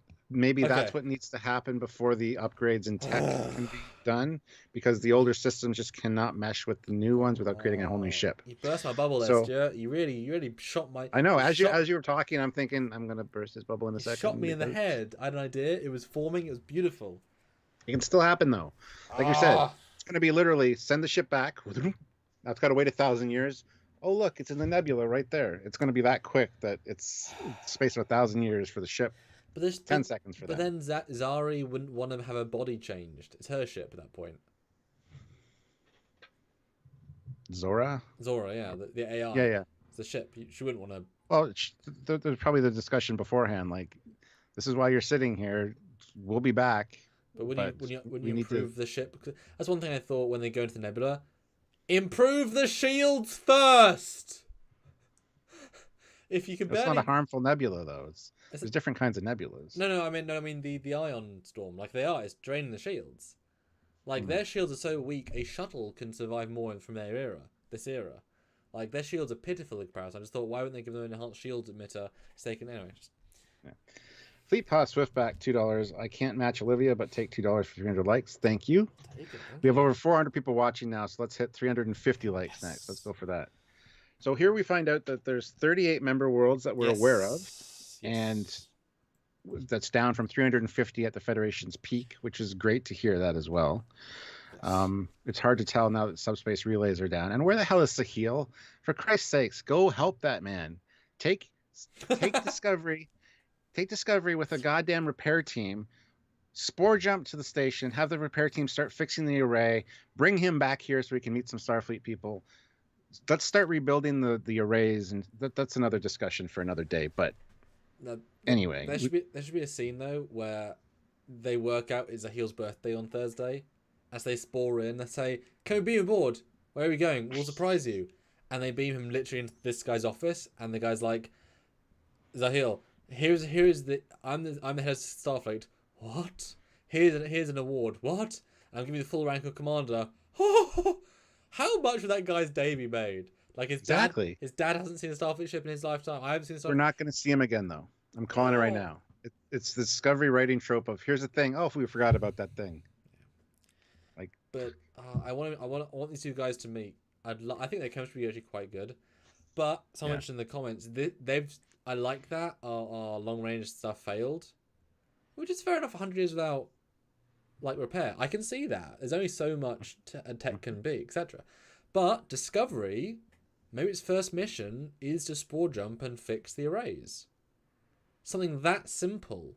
This array is 8 months away. This array is 4 weeks away. This array is that could be such a simple way of re-establishing. And then, can you imagine just in this might be probably near the end of the season, but you imagine there's a scene where just like Lord of the Rings and Dalmatians, where all the signal relays are open and they send a signal out to everyone and they say, any world that still believes in Federation values, ping now. And they see the galaxy map and they have 38 there on their map and suddenly 100 more ping. And this swell of music has, oh no, we were not dead, we were just dormant. How good would that feel?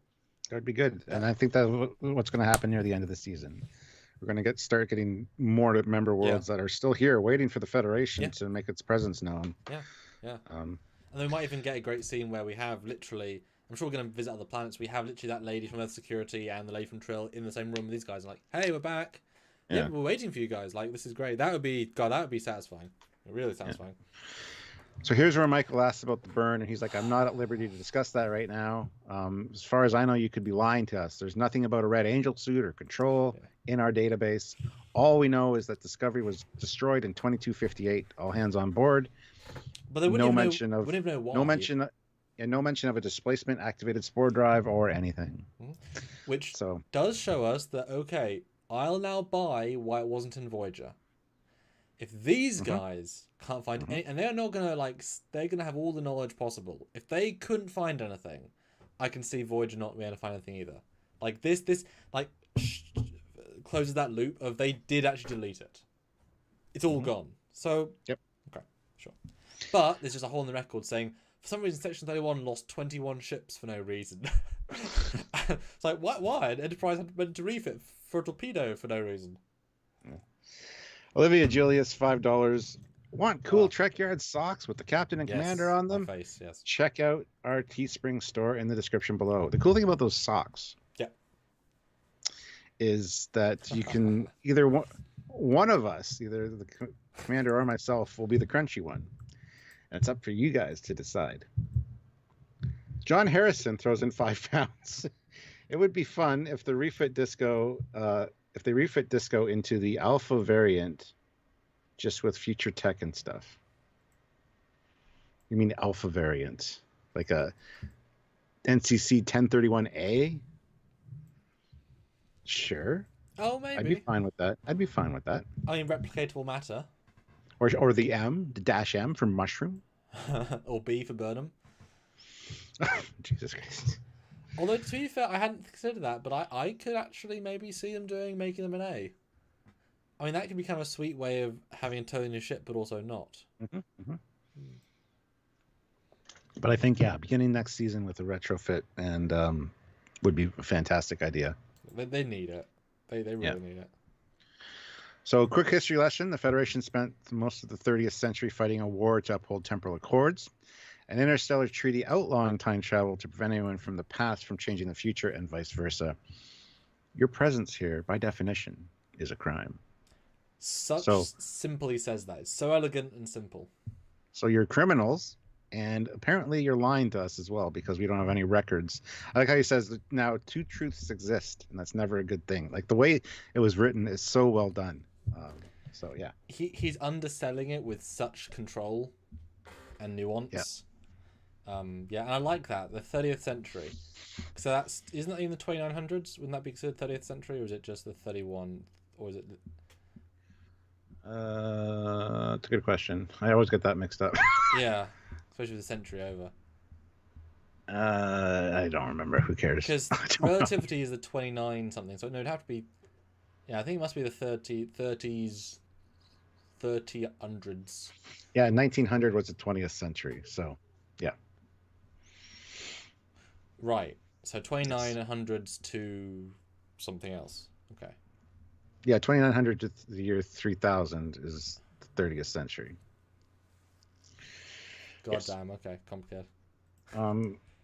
Fleet Pass Swiftback $2. Alpha variant is the first one they showed us. Oh, and the trailer. Yeah, that'd be cool. Sorry, we coined that phrase. Sorry, we invented that name. We forgot it. The Discovery Alpha. Yeah, so there you go. Damn it. It's just been so long ago and so much has happened. Yeah. It's been a long road. You know. Olivia Julius, $5. Don't do too much to the Discovery. I hate it when ships come out looking all sovereign class. Good one. Great reference. I like it. It's from Lower Decks, by the way, guys. And someone said there should be a USS Boimler. I agree. Yes. Give someone the Boimler. The Boimler maneuver. And this part too, like even after he says, you know, all this stuff, well, we had to come into the future to save all life. Otherwise, all life in the galaxy would have been destroyed. He's like, well, if that's true, then we owe you a debt beyond words. Yeah. But we're not sure that's true. From where I sit, and I love this, yeah. But from where I sit, and I sit here, trusting you is a risk I cannot take without evidence. Fair. Yeah, the safety, the safety and security of whatever's left of the Federation must take priority over everything else. And so until we sort all this out, I'll be requisitioning Discovery for analysis and retrofit. And then, you know, if all of the crew will interrogate them all or debrief them all, if all their stories match yours, then we'll find out where they can best fit and they'll get reassigned. And it's like, what? You're reassigning the crew? I mean, like, I don't know why they're so surprised. It's like, dudes, you're part of the Federation. Deal with it. Yeah. Like, he's being so unbelievably fair. You know, I mean, not ideal, but you'd want to mix crews. You wouldn't want, as I said earlier, if Discovery stays as its own thing, it'll be a sub-Federation inside the Federation. And do you not think they'd side with each other? Now, Starfleet says go here, but I think we should go there. Well, yeah, but you'll burn them. I'm not going to follow Starfleet, CNC, person. So they definitely need to, like, take some... Because you want to teach you want to send... Especially most people that say they're scientists, right? How many of them would want to, you know... Because remember, most of them, 99% of people aren't involved in the spore drive on the ship. Yeah. They're doing science stuff. I would imagine most of them would be like, yeah, I'll go and learn about future tech on the space station, sure. Like, you'd assume they're signed. Why would they stay on this, you know... I mean, it's their home, but only for 2 years. It's not as if, you know what I mean? So I could very much see them coming off, new people coming... Because new people need to learn about the spore drive. Old people need to learn about new tech to be useful. Like Scott. Exactly. So I hope we see a mixed crew situation. I really, really hope we do. Like some ensigns coming aboard would be kind of fun. But yeah, I loved everything he said, and the way you said it was great. Yeah. And then just at the end, to close it all out, he goes, you've been maintaining that you've been upholding Starfleet ideals this whole time. So I need you. He said, I would ask that you continue to do so by putting the needs of Starfleet ahead of the needs of your crew. Like, so well written and so well acted, this scene. It was just awesome. Olivia Julius, $5. If we get 400 likes, I will do another slightly smaller super chat, probably 50. You don't want to. Well, don't bankrupt yourself. Probably less. Let's go with less. Yeah. But 400 people with 333 likes. Let's hit 350 at least. That'd be awesome, guys. And Apollo 117 puts in $5. Official record: Section 31 lost 30 ships due to redacted.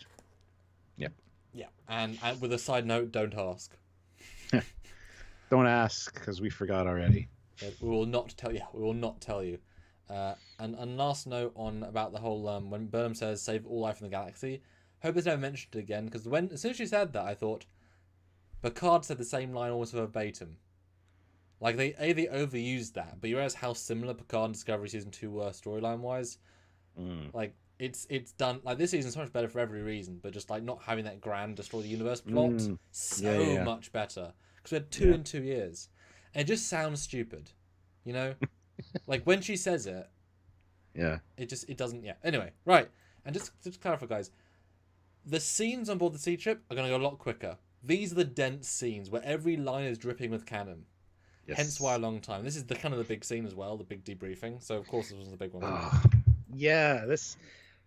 Oh, she's like, how can you? She starts ripping in Sarah a new one, and I'm glad she didn't take the position of captain because Discovery would have been screwed if she was captain. The fact that she's commander and has to answer to Saru is good because he's a good counterpoint for her. He's number one. Yes, but here we get the whole, why are you splitting why aren't you fighting this to stay together?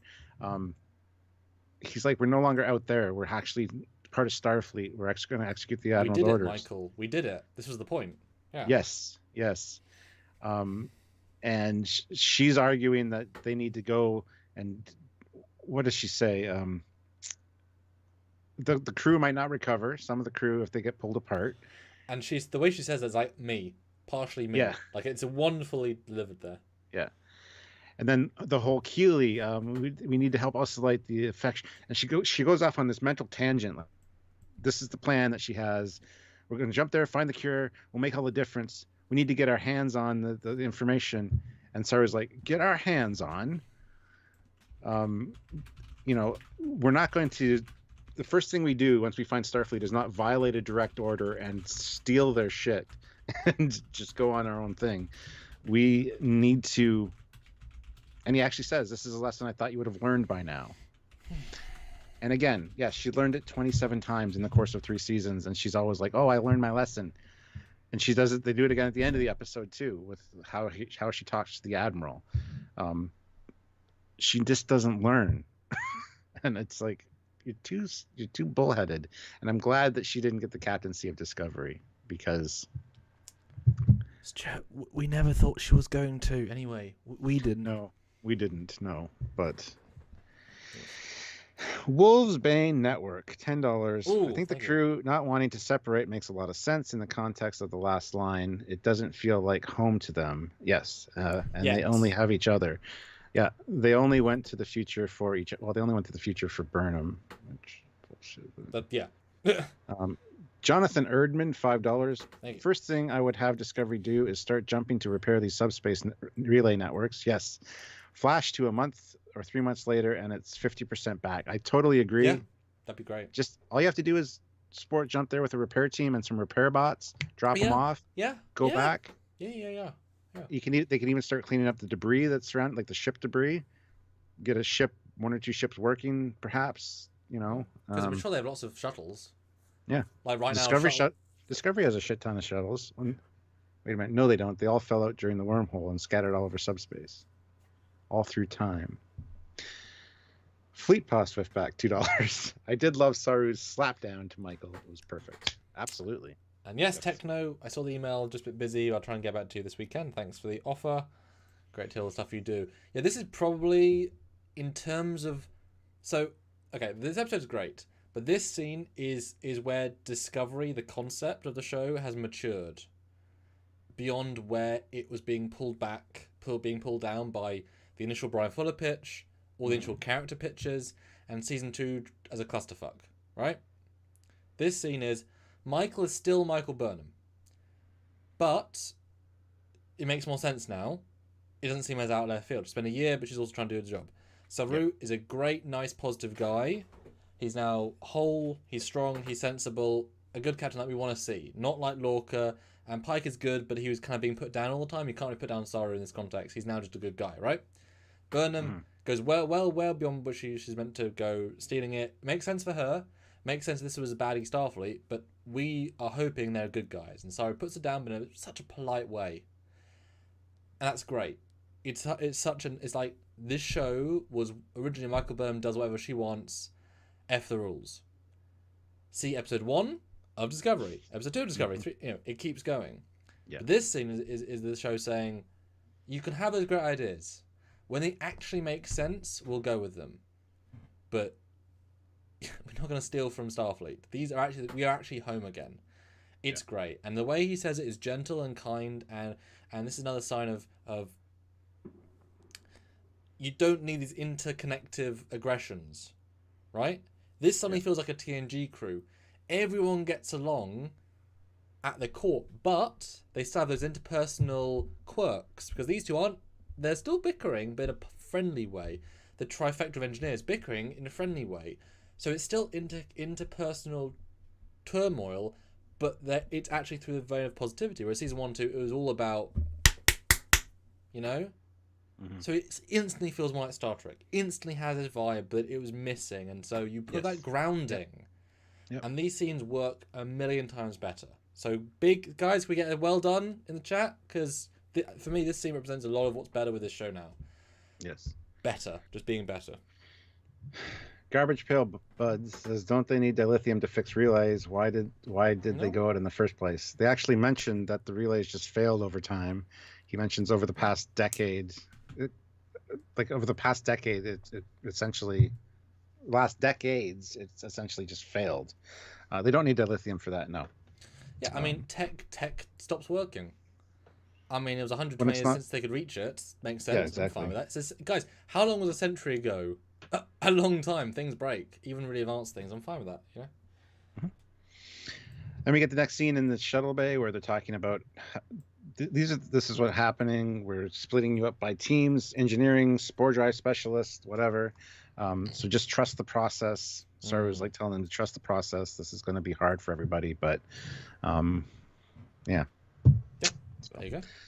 The STEM support throws in $7, calling it Federation will study and deploy spore drive to the fleet, and the first ship they do will be the Enterprise N. Big reveal, a la Disco season 1 ending, LOL. I can see the spore tech being the new thing, though. I don't have a problem with that, actually, considering the time period they're in. It's a perfectly acceptable form of propulsion, especially updated with modern technology. No spinning. Yes, and no one operator. Like, it's just a drive that they can access. Oh, yeah. Or binaural gel packs.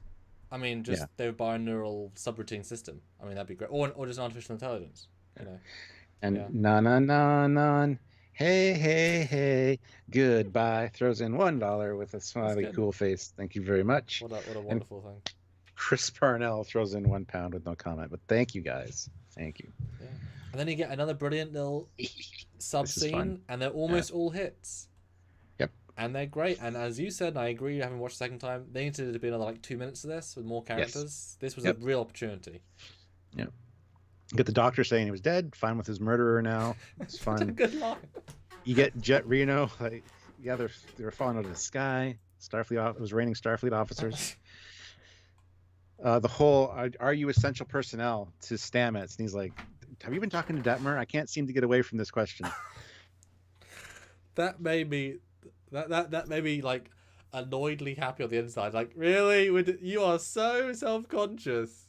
Yeah. I love that. And then Tilly's line that made me smile: got my hair blown out and became a Terran Captain Dominatrix. Oh, and then we jumped through a wormhole to the future. So, I love Starfleet, I really do. But hey, ask me, was this in the handbook? Was any of this in the handbook? No. I didn't mean literally ask me. I didn't catch that the way that nuance was the first time, but yeah, it's a hologram, so it's literal, being literal. I thought it was that. Yeah, it definitely needed more. And could have done with, Stuart, what are the bridge crew? They could have given them a character moment. Jesus. Bryce and Reese line, exactly. Yeah. Because that's the thing, they give the secondary scenes. All we have in this episode is cuts to Reese and the other guy, just give them a line. Yes. That's annoying. Now thinking back, God. Fleet Pass Swiftback, $3. I was murdered, but I'm good with my murderer now. I know. Like I was dead. You were dead clinically and emotionally. It's a good call. And then you get Nan's lack of answer, which I find charming in retrospect. I was a bit like, this is a bit weird. Didn't quite get it, because this is Starfleet. Well, she's the head of security. Of course, they're trained to say there's serial number and their name. That's it when interrogated. Yeah, but it's a debrief. It's Starfleet. Like, these people outrank her, you know? Well, she's having fun with it. You can tell in her eyes she's just kind of being this, you know. I think, though, maybe she was thinking, like, can I have a Starfleet alive person, please? Yes. I think it was partially... I want to hit 0 to speak to an operator. How do I do that? Yeah. Pushing his nose. Yeah. I also noted that there's the Discovery logo in the background. It looks like there's Yeah. It looks like there's like a desktop as well. So I thought it was Well, good. I mean, they've accessed the records. They probably have all the information in front of them. So yeah, that's what that's all about. I saw that too the first time around. Yeah. I was like, is that their logo? No, it's not. Yeah. Then you get a weird cut, especially from the dark to the bright, but lovely bright room torn to the head security. And this is another nice. It's really subtle, but these guys, these two, have free access. Again, this tells us, like with the episode with Earth, they aren't prisoners, they aren't under guard, they can freely walk around Starfleet headquarters. And Federation headquarters, because it was made clear that there's no differentiation between the civilian and Starfleet at this point. This is the heart of the Federation and Starfleet. Well, I don't think he's in command of the Federation. I think it was the Federation Council at some point. Yeah. But yeah, same building, different leaders. But I like, again, subtle, but they are free to walk around. There's not a problem here. Yeah. Olivia Julius, $2. I'm going to call it now. Guy with glasses is Terran. Totally disagree. Yeah. We'll get to that when we get to that, though. Species 8-4. Solve all their problems. Sorry, Stuart, you went away for a second. Species 8470, $5. Why isn't Starfleet more excited about the spore drive as it could solve all their problems? I'm sure they're not 100% sure how it works yet. And Or 0% sure, to be honest. yeah. Well, remember, this episode takes place within 4 hours. Because they say these people die in 4 hours. So I'm okay with them not understanding the situation and being cautious for less than 4 hours. I'm okay with that. You know what I mean? Mm-hmm. That's fine. That you're allowed to be cautious. Give them at least a day. 24 hours to sleep on it, you know? Yeah. Olivia Julius, $5. Olivia Julius, service number 236432. Put me in the brig hologram. And who is it here? Sean Wright. Calling it now. The guy with the glasses is a time traveler. I would buy time traveler above Terran for sure. Unless he's a time traveling Terran. I'm just he's what remains of Section 31, just a branch of stuff. He's got a custom badge, custom tie clip. Time travel is interesting though. He could be one of the approved time travelers. I mean, you know, rules are there to be broken, especially by the Federation. You know, I mean, we had Phase Cloak. All it took was one guy to approve a mission, and they designed it, etc., etc. Mm-hmm. But here's Burnham Giltzer and says, we're a science vessel. Let us do our thing. Either you're going to save these people or you're going to hate us a little more because we wasted your time. And she kind of agrees. She's got to talk to the Admiral, though. I kind of like this. I thought they played this secret officer a little bit too hard-assed here. A little bit too stony. But again, it's been like 45 minutes since they met. That's fine. Although I didn't like, Burnham says, what have you got to lose? You'd be more pissed at us. It's like, no, Burnham, they might lose the spore technology that they can't replicate yet. Like, of course they don't, like, you can't just leave. You should stay here. Because you got the thing that could save the universe. So Burnham's lack of, like, well, she's not looking up. She's not third dimensioning it. You know, that's why I think it should be a double crew so they can at least monitor it and be part of it. Yeah. Kristen Montgomery puts in $2. Not enough personnel to staff to defend all the relays. True, but I mean, all you need to do is, what are you defending them from? Nobody else can get there to destroy them because they would have done it already. Yeah. So all you got to do is get them up and running so that the subspace relays are connected to each other so we can see an overlay of where Federation ships are, where there's still colonies. Yeah. You know, that's all you need. Yeah, and even if a couple are destroyed, like you said, it takes weeks, months, years to travel. It's fine. Risk it. Yeah, that's all good. Yeah. Squadron Course, $2. Time traveling Terrans taunting 2 Trekkies. There's a tongue twister for you. And na, hey, goodbye. Throws in $2. Lieutenant Willa will take over for Non as security chief. I'd be fine with that. Yep. We need to see new crew from this time coming on to Discovery for sure. No. Right, I need to go to the toilet as well. I'll let you start about the scene. The interrogation. So back in. Yes. And Olivia Julius throws in $10. Did you notice at the hologram while speaking to Giorgio that he said, "So this is your second universe and third time jump, third time line. Does that mean Giorgio might have time traveled before becoming Empress?" A distinct possibility. It's seriously doubted though, because it's mirror universe. So Captain Giorgio in our timeline, Emperor Giorgio, same. What we think they mean by three timelines is specifically that the prime timeline, this jump into the future, is a separate. So the Terran timeline, our timeline, and then this jump into the future, which is an alternate future from where they came. So that's the three timelines that she's in currently. But I mean, it could mean that, Olivia, not really sure. But yeah, this is absolutely great. They say it was easy to pick you out right away as being Terran. We know you're a murderer in at least two universes. And this is your second universe and your third timeline, he says. So my thought is that it's the disco timeline, the Terran timeline, and yeah, just an alternate future that they're in now. Samuel has something to say about that when he gets back. I know he does. And she does the whole blinking thing, and why aren't you blinking, she says. So I thought she was going to kirk them to death, like talk the machines to death because they couldn't figure it out, which is kind of what happens.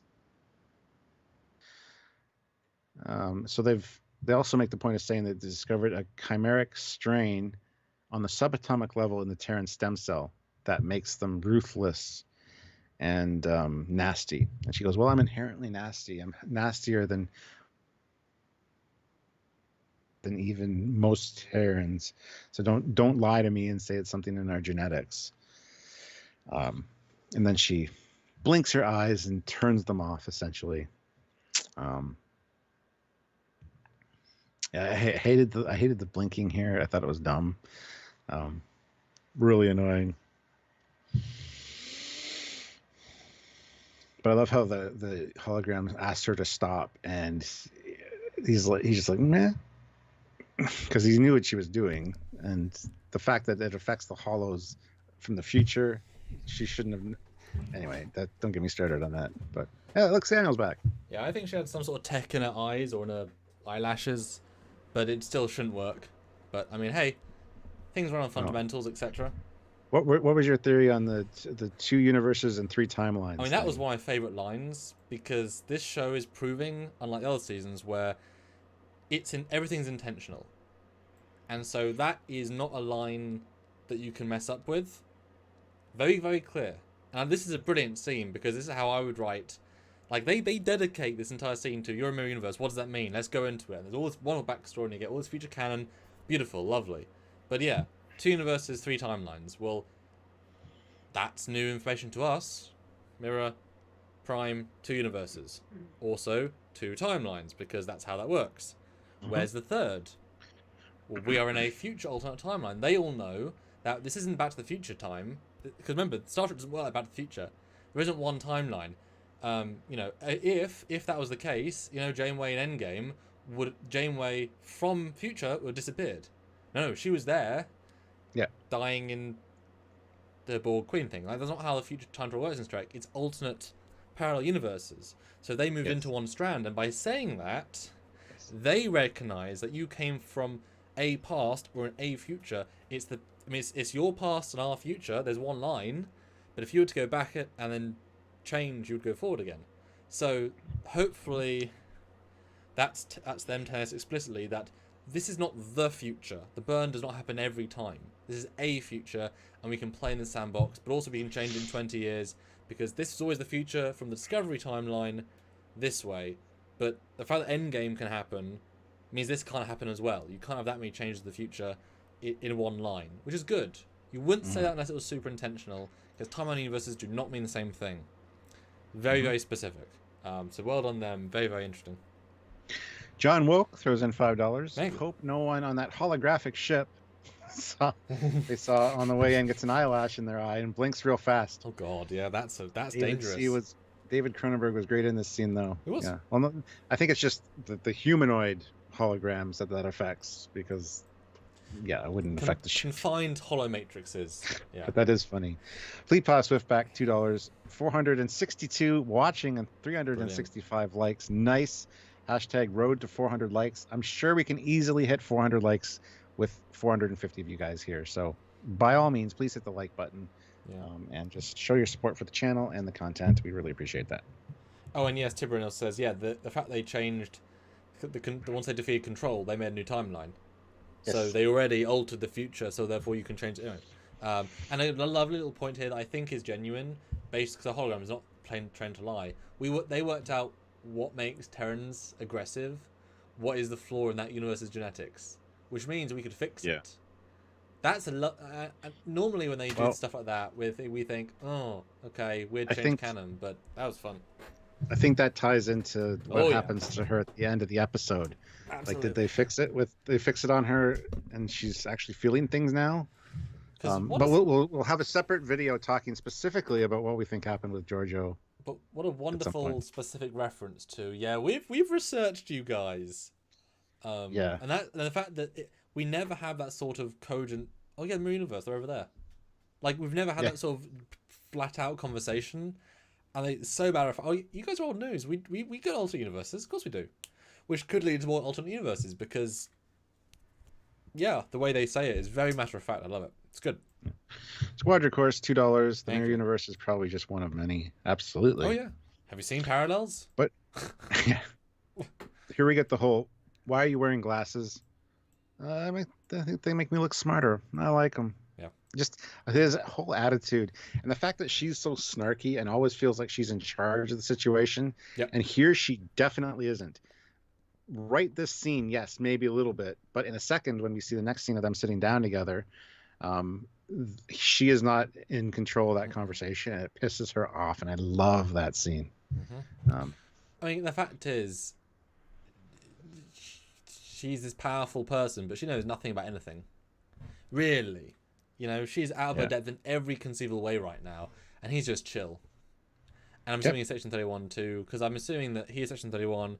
He has records of her beyond their universe, like they kept some records of what she did for them. So he's like, oh, I know all about you. I have your entire psych record. I have your secret psych record. I have your hopes and your dreams. We're sort of the same, and yet, The fact that he calls her Emperor later is weirdly satisfying, Yeah. It's recognizing the old canon, even though it's their canon, but yeah, it's good. But anyway, then you get to the aliens, which I found funny, called Keely, because my character's called Keely in my fan films. Yeah, that's what I thought too, actually. I just kept thinking Keely. But this was, they find out that they need an original strain of the plant, not the mutated strand that they scavenged for on this planet. So they talk about the seed vault, USS Tikov, held samples from the entire galaxy. So go find that, and you can get an antidote from the original plant's strain. So very logical, it's great. Very simple. I like the fact that it's not Discovery synthesizing. They can't synthesize it, but these future people can. Yeah. And he's like, yeah, we'll take Discovery, and that Stamets guy. I want the ship staffed with our people, and immediately that's red flags shot down. So yeah. I'm amazed though that they're listening to Saru. I appreciate they always call them the rank, like no captain, whatever. But it's like, I mean, just do it anyway.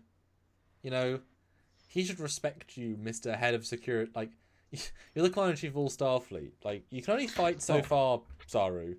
Well, the way that Burnham talks to him, what are you? And he says, "Watch your tone, Commander. You're not home yet." Yes, here we go. You haven't earned my respect or my. Haven't earned anything yet, honestly. Yeah, or my trust yet. So yeah, we're gonna allow you to do it. And Saru makes that sacrifice of. Let her do it. This is what she's good at. She will be good at this. So it went from staffing all of Discovery with their crew to here. Will it take 2 security people? Yeah, it doesn't quite fit really. Yeah, Saru agrees to stay there as if she screws up, you can take it out on me. well glazed over by Saru, I think, to solve the situation. Yeah. But I don't know. Yeah, I would definitely have sent more of my people because, no offense to this one screw lady, this crew can probably take you out if they want to escape, etc., etc. Yeah. You know, and a captain would go, sacrifice himself for the ship. It's not a big deal, but I was expecting more of a whatever. Like I say, go from my guys will take stamets will go to not is a very odd. It's too easy. It's too drastic a transition. And I didn't like when Burnham said we're one organic crew. It's like, no, you're not. Especially since none of you are required to do the spore jumps, which is the main purpose of the ship. You know how most of your crew are just sitting around in science labs doing science research? Like, Yeah. The crew... the one thing that made sense was you're going to teach your crew to operate 1,000-year-old ship. Yes. That made sense. Yeah. So that's why I would have liked to have seen, though, okay, keep your bridge crew, which is the only ones needed to pilot the damn ship, and we'll bring the rest of your crew on board because they're not needed, clearly. Apart from maybe with medical staff, maybe.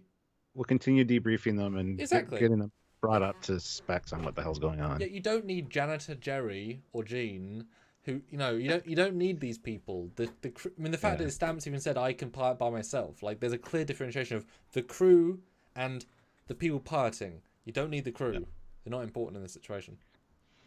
Luke Celeste throws in $5. The third timeline is her role in the Section 31 series, if any. Hey, I'd be down with that. With, like I said, her taking Discovery 1,000 years back in time to get back to that timeline, that time era. If they're in the future, they obviously know that would have happened. So they might know that she lived out her life in the past. Sorry, which character? Sorry. Oh, Giorgio. Ooh, that's interesting. So that could be the third timeline they're talking about, and that I totally buy that actually. Oh, that's interesting. Yeah, because that would be fun if he knows her future. That's why he's all confident. Mm-hmm. Oh, I know you die in 2304. Huh. Yeah, exactly. Although that would be, not sure if that works timeline. She'd have to go back before they left for that to work. Anyway. I'm sure they'll figure it out. Cool. We find out here now, as they're leaving, they have 3 hours to do this for the antidote. No, it's plenty of time. So that was this is a quick episode. This episode is almost real time in a sense. It's a very, very quick episode. Let's show them what we got. And she's like, black alert. And then you see the nice pan of the back of the ship. The shuttle bay is open. You see work bees doing their thing. The shuttle bay door is open, and they spore jump. They spin, they spore jump, and we know that causes some disorientation because the lady on the bridge is like, whoa. Book did the same thing. Yeah. So now they're in front of this. They found the ship, but it's inside of an ion storm.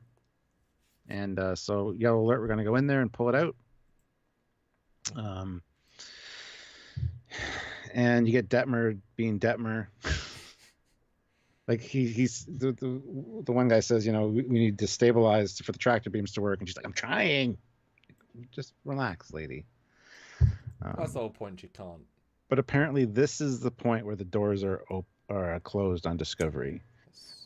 So a time travel vortex, spore jumping, safe to have it all open, but an ion storm that crosses the line. Ion storms are dangerous. You need to have doors closed for that. They are dangerous. They could knock the power out, hence the force field. But so could a wormhole and a spore jump. Yeah. Anyway, give them kudos for closing the door at least. First time this season, about that. Literally. Yeah. A quick comment about when I was so surprised they spore jumped inside of the invisibility bubble. I was like, is that safe? I mean, obviously it is safe, but I was expecting to leave and then go out. That seems like an overly risky thing to do. I never thought about that, but you're absolutely right. I mean, they have no idea. They have no idea how tech is going to interfere with this field. It's both new tech to each of them, and then also I was a bit confused. So they spore in the next. So they spored in to where they thought the ship was, but they were surprised by an ion storm nebula. Yes. Which the ship had fallen into, which wasn't there 6 months ago when the chronomass ejection happened. So the ion 6 weeks ago. 6 weeks, and hasn't been there for years because it's been stuck there without warp for 120 years at least, if not longer. So do ion storms move through space? Yes. Okay. That's been said multiple times throughout Star Trek. There's an incoming ion storm or whatever. Right. So Okay. yes.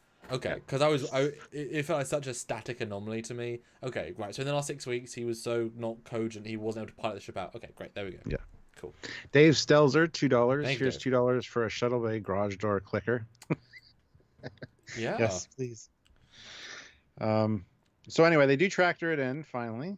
Oh, actually, yeah, there you can see the doors closed, and they get hit by the ion storm. I thought was good. I like the effects. Did they just fly above it to tractor it? I was kind of confused what her piloting did to avoid it. Like they don't do anything with the shields. Nothing. They're trying to make her be somebody special, and she's not. She cracks her knuckles and goes really quick for a second, and it's like, yay. Do they go above it? Like they don't. You're doing your job. I don't know what the hell they did. There's a real disconnect. Yep. Because you could tractor them surely from that. Like you'd expect them. I thought they were going to tractor it in and go to the shuttle bay and then leave. Not. I don't understand why. And yeah, her piloting is basic. Every single pilot in every single Star Trek show can do what you just did. Yep. I'm not going to give you any credit for this. I'm sorry. Nope. I totally agree. Uh, Hate her character, and she's getting worse. So yeah, and also even later, they make a point of saying Detmer. Her baselines are all over the place. Well, we've trusted her before. We'll trust her again. Okay, well, fine. We'll keep you guys together then. Yeah, and also why is Tractor Beam coming out with the lower planetary sensor dome? It shouldn't be. I mean, it looks cool, man. Yeah, the CGI is so nice in general, but that is wrong. Like, it's just wrong. It's a shame. Yeah, but it is wrong. But they say the hull is not ionized. We're all good. I love the sudden de-escalation. It goes back to status quo. And I was looking at a pad, very technical, very whatever. The doctor comes in, is like, "Hey guys, so what do I have to do?" And even the doctor's what do you need? And even the secretary is like, "Why is he so like? Everyone's so unprofessional. It's great. This is weird." And then we get the reveal. It's a Barzan. After the Federation manned it for hundreds and hundreds of years, making it very unclear if this is the exact same ship that from Discovery era, which I don't think it's a 900-year-old ship. I really wish it was the Leonov, whatever it was, J or F. I wish it had been that. It is. It's the Kilo of M. It's got an M in the registry, Really? apparently. Yeah. So that was brought up earlier in the stream. Oh, hey, good. Okay, phew. Yeah. So it's like it's a modern version of the original ship. Solved. Yeah. Excellent. But I really liked the nun because she's a good character. I like it's whatever they're called. I can't remember. I love the thing of obviously the family was living there for months. The air is breathable, and she's like, I love the gentle love of that. And the retcon of Barzan joined the Federation, because they weren't even a Federation member in TNG with the Barzan wormhole yet. So we called it right away when we saw her on the crew. Why is she on this crew when they're not even a Starfleet world? It's kind of retconning it. It's kind of like we're sorry, we fucked up. Here's a line fixing it. You mean for Discovery introducing her, you mean? Yes. Okay. Because it's yes, Barzan eventually joined the Federation. They weren't a member when she joined. We got to put this line in, because otherwise in Trekyards review, they're going to say one line of dialogue would have fixed this. And sure enough, they put it in first. So thank you. I do wish it got into it a little bit later. She almost gets there with dialogue saying... Yes, why she joined, or how? Yeah, but it would just be the Saru story, wouldn't it? In essence, we've already had that storyline. Wouldn't have been against that though. But yeah, pretty close. Fleet Pass Swiftback, $2. Would love for Reese to get some character development. Well, he does. He gets it here. Reese, take command. The con is yours. But yes, I agree. And Olivia Julius, $5. Here at Team Trekyards mod team, we make dysfunctional work for us. That's 1,000% true, Olivia. Absolutely. We got a most dysfunctional mod team, but they work well together. So it's also important. Yeah, so I love the whole line. So we're going to need breathing devices, but I can lose mine. First time for everything. That's good. Anyway, they and that was such a nice thing, just the other, the breathing. It's simple, it's effective. Although I'm confused. She mentions in a minute, your eyes, they're different. Oh yeah. What's different with her eyes? Like real air, real me. Her eyes were like are blue color normally, but then they go like a black color. Yeah, but I just thought you had black eyes like Troy. It's a thing that never stood out to me once, so I was confuses all hell when they're like, it's like, you don't look any different to me. I guess I should look. Why is this a detail you're giving us? I guess I should go to the end still, where she's like focused on. Like her eyes are bright blue generally on Discovery, and here they turn black because she's breathing her own oxygen, her own air. But they're black a minute ago though. That's confusing. I don't. Guys, what do you think? They're blue. I'm looking at the still right now when she's on the bridge. They're like a dark blue. And it was black. Yeah, I can see the one you were thinking of, but there's other ones before that where she's talking and they're clearly blue. Anyway. But I love the air thing. It's a great idea, and I know that it might seem odd when they beam in and they've got the force field heads, which I thought was a bit unnecessary, but I guess that was like a first level of protection, and it turns off and you get the normal. Yes, you could argue, well, is that safe? It's like, well, if she can breathe from two things, they can breathe. Come on, if you're giving her a pass, you have to give them a pass if they're here. You know, You're just putting oxygen into their air. It's fine. It's fine. And I like they start putting smoke out of them, but the effects guys are like, we'll give them 2 puffs, and then okay, now the audience understands. Fine, move on. We won't put money into the effect, and I'm fine with that. Absolutely fine with that. They it's like fixing Discovery with work bees. Do it once, you assess it. It's fine. It's fine. Yeah. But we got a life form blinking out and then back in again, and they're like, "What's that? Must be interference." Fine. And we see Predator for a second. Yeah. And I'm happy that we don't get the conventional thing. I'm happy the payoff here. I was worried at this point, but back to the interrogation. Yeah. And this is so fantastically handled. You're curious about my badge? Here, play with it. And she automatically just breaks it right away, which I didn't buy for a second, first of all. But he seems so disconcerted. He's not concerned at all. Like nothing in there that you can use to your advantage. So, well, it would be smart if it'd be key coded to her anyway, or him. You'd think, but yeah. And I love how time after time he like surprises her, and it's just getting to her. The whole, if you ask me, well, first we find out his birthday is April 5th, which is First Contact Day. And he goes into how you guys slaughtered the Vulcans. Well, the Vulcans need to stay in their own lane sometimes. Great line. Beautiful Enterprise reference. I love those episodes with absolute passion. So I thought that was great. Yeah. So you're the only people essentially that do something just because. And she talks about revenge, and the whole you've made a whole Maxium or an empire based on because we feel like it. Was good. So she says, if you answer my questions, I'll answer yours. And he's like, that's not true. And she's like, you're right. So the only way I can really find out real information about you, because you're going to lie, is by the questions you ask me. So please go ahead. I thought it was great. Yeah. Great way to glean what he needs to. And the way he breaks the news about, I mean, of course, that our universe has been pulling apart for hundreds of years, and you're alone. You can't get back. And her acting here, this is the only scene I've ever really thought this woman can act really well. No offense to her, it's the material, it's not her, but she is excellent in this scene. She portrays so much with so little, and I honestly got the sense that, because you wonder why is she in the future.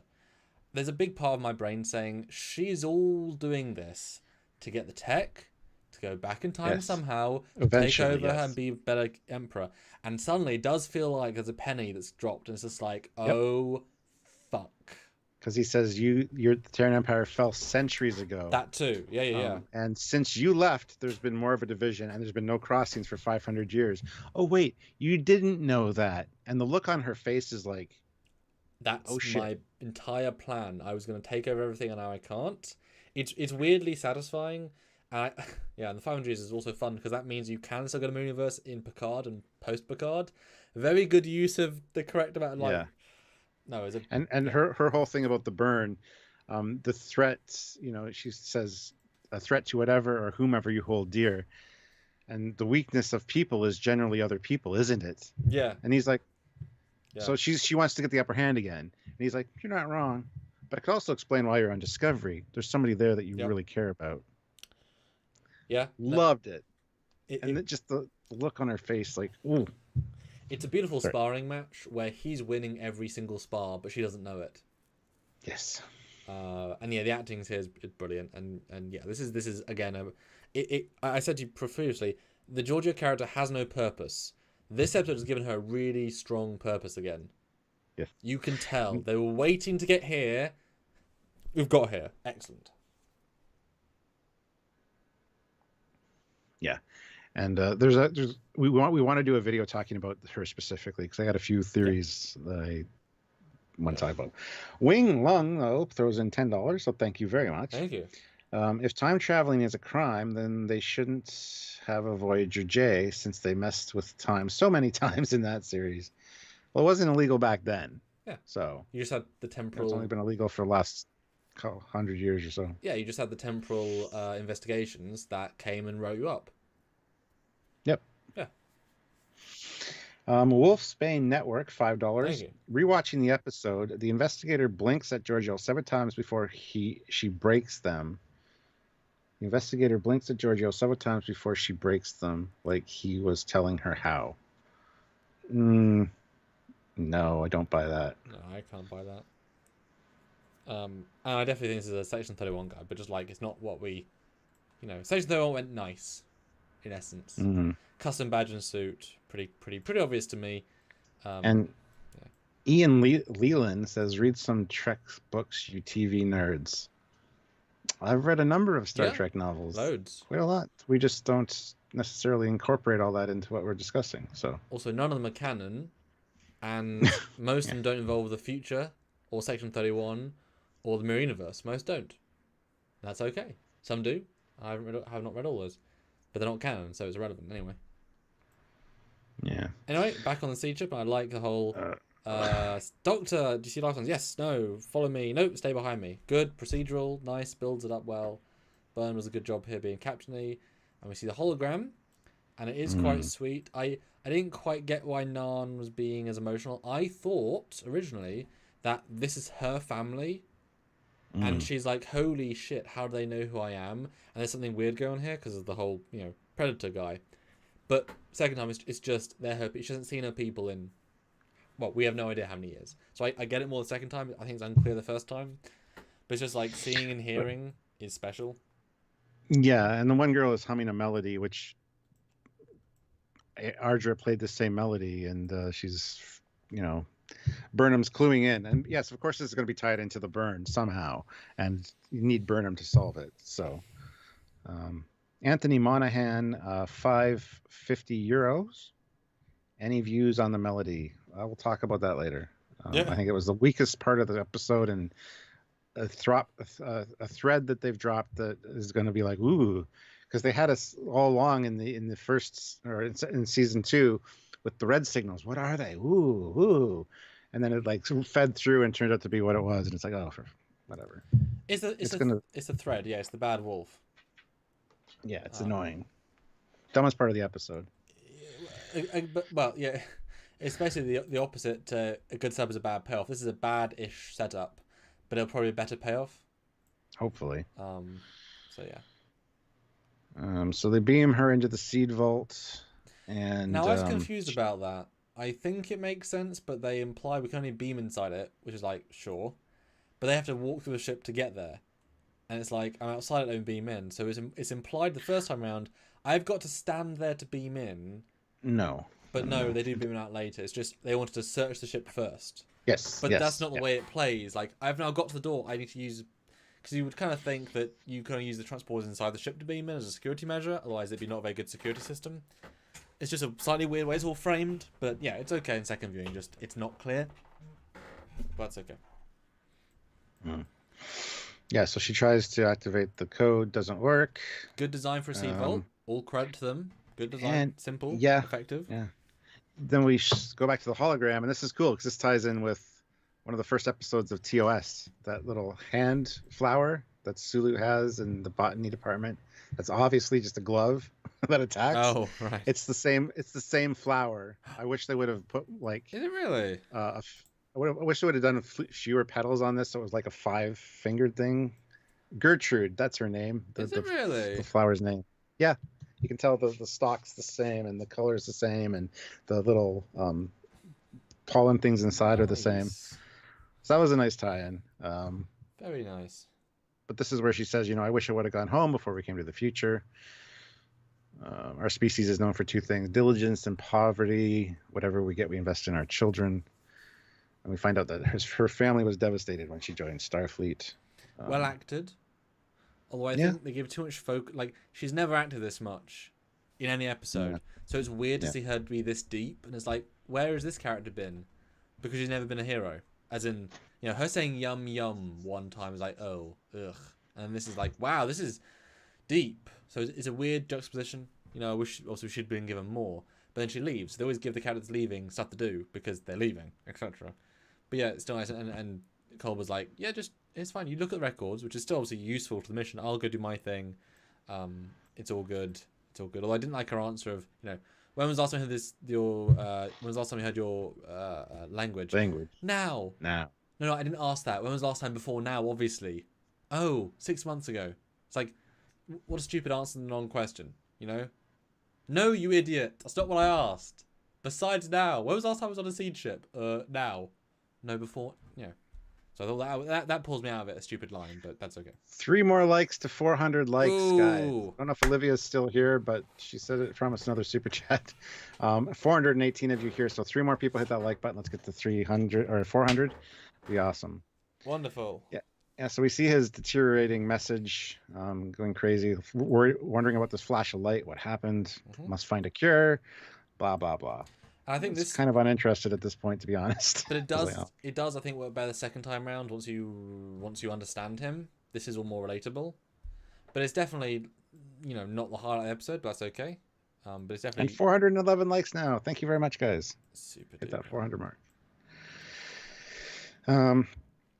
Yeah, so the rest of the ship is on running on auxiliary power, but whatever's behind here seems to be on full power. So they go back, and it's the mother and the 2 daughters are in stasis, but they're dead. Usually stasis is reserved for, bringing somebody back that could be cured later, but they're already dead. So it's just preserving the bodies at this point. And I think this was a lovely little twist. It's a very small twist, but I was like, oh, this is I felt genuinely sad, Mm-hmm. And it's an interesting idea. Like, yeah, you preserve the bodies by stasis even though they're dead. It's a very simple way of... It's really sad, actually. Yeah, it's effective. Olivia Julius, $50, 400 likes. Yes, great job. Thank you very much, Olivia.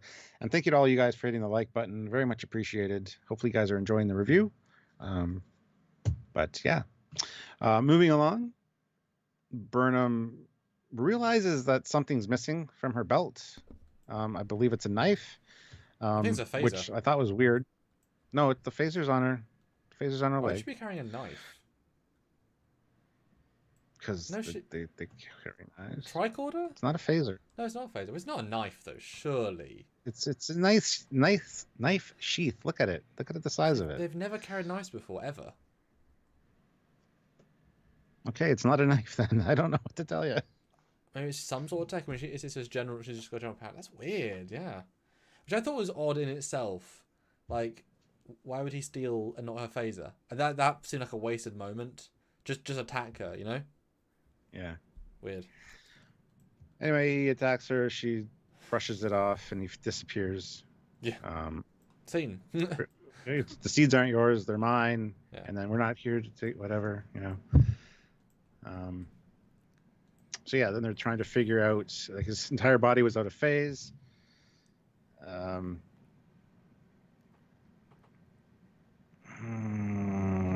He's disconnected from reality. He hasn't accepted that his family is deceased. So he's acting very erratic. And then I guess it goes to... Oh, yeah, then it cuts to the trifecta. Jet, Stamets, and Tilly, who all work really good together. And they find out that it's a CME, which hit the vault, killed everybody, except for him, because he was in the process of beaming. So that's why he's out of phase. And this happened 6 weeks ago. So, I mean, their timing's kind of awful. It would be, what are the odds, right? Well, otherwise it wouldn't be a story.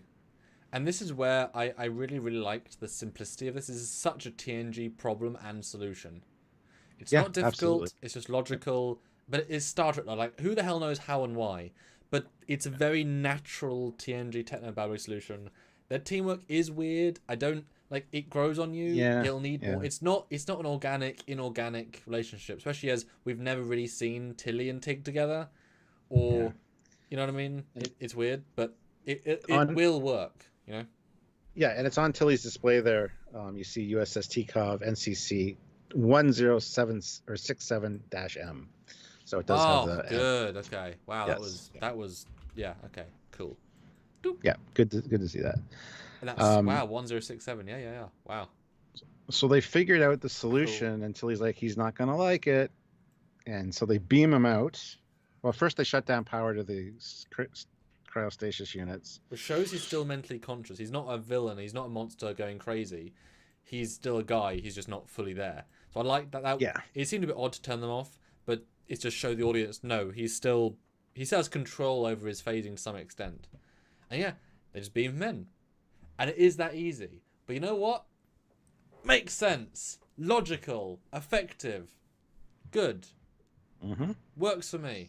Easy. Yeah, and this is so a TNG problem. This is such a TNG episode problem of the week. It felt Star Trek, you know, and that was really well done, I think. Although Dale says a 32nd century lieutenant doesn't know what CME is. She's a security officer, not a science officer. I'm sure they don't know what a big particle beam supersonic weapon disruptor is. That's fine. And out of context, someone says, "Yeah, you know, the CMEs happen all the time." You'd be like, what's CME?" Someone said to us the Alpha earlier. We're like, what do you mean? Oh, Discovery Alpha. Like, it's out of context. Yes. Yeah. 100%. It's fine. Yeah. So yeah, they have the whole discussion of, we're not trying to stop you. We need to help with a cure. And then the doctor pulls. This is such a trope with shows. I'm going to pull Burnham literally half a foot this way. Why bother to whisper to her? Anyway, I think you should deal with this because you're more of a bitch than Non is. You know, tell him how it really is, essentially. Because she's being too nice. They're too much alike. Their egos are too much the same. She won't tell him the truth. So Burnham tells him that his family is dead. And they need to get into the seed vault to find a cure to help other people like his family, basically, is what's happening. And he decides to unlock the crypt for it, or the seed vault. And then Non is the one that goes over and activates it and gets the seed they need, and kind of a cool little thing. And then the seed container comes out. So there you go. Yeah, it's a good payoff, you know, for what little this guy says. He does it very well. He sells the scene well. I like the idea that, yeah, you guys are different cultural. She won't tell you the truth because you don't feel it's the truth, but he has to hear a different way. Simple, effective. Burnham, you know, she's being given reasons to be forced into the spotlight this season, and they make sense. She doesn't feel as unnaturally always there. Even though she is, it makes sense. I'm not sure why Nan controlled the thing. That seemed odd to me. I guess because maybe it was still set to their genetic material. That's really me reaching, but whatever. Like that made sense for Burnham to take over, but she didn't. But it's a good scene. It's a gentle scene. It's a cheap scene, but effective. Like, it's using a set and just it's three people talking in a simple room. Simple in terms of set construction. And and he refuses. He refuses to go back to the ship for one last thing. The way the seed thing is too complicated is unnecessary, but it was a payoff. It was dumb, but it worked for me. Sorry, continue. Yeah. So they tell him you'll die within days without treatment. You've been irradiated. You need to go back to the ship. Yeah. He's like, I won't leave my family. Then you get them talking separately into the other room, and the doctor's like, he's not in a rational state to make decisions for his own health. And she's like, just because you don't agree with the decision doesn't make it. People have a different way of looking at death. It's like, all right, fine. So he's told to take the seeds back, work on a cure, and then they have their little moment, these two. Although I'm annoyed that he says to Science Bay. The ship is made of science bays. Which science lab? Yeah, to one science. Yeah, it's a science. It's a tiny thing, but come on, give him a specific science lab. But the guy's like, I'll guess number 3, and Beamson's like, No, Science Lab 5. We didn't say, I assumed you knew. Why would I know? Yeah. No, it was interesting because, yeah, the guy was ill, but not mentally. He does seem fine, but also the Trekyard doctors order him. But it was like, yeah, I like that sense of, well, who's right here? But and the doctor clearly, having scanned him, can't confirm he's not mentally sane. Like, if he did think he was genuinely mentally unable, he would push for it more. You know, they're both in the, well, he's man's wishes. And I was surprised by the way this scene went. It was so mature. This is not a Discovery trope of being this mature.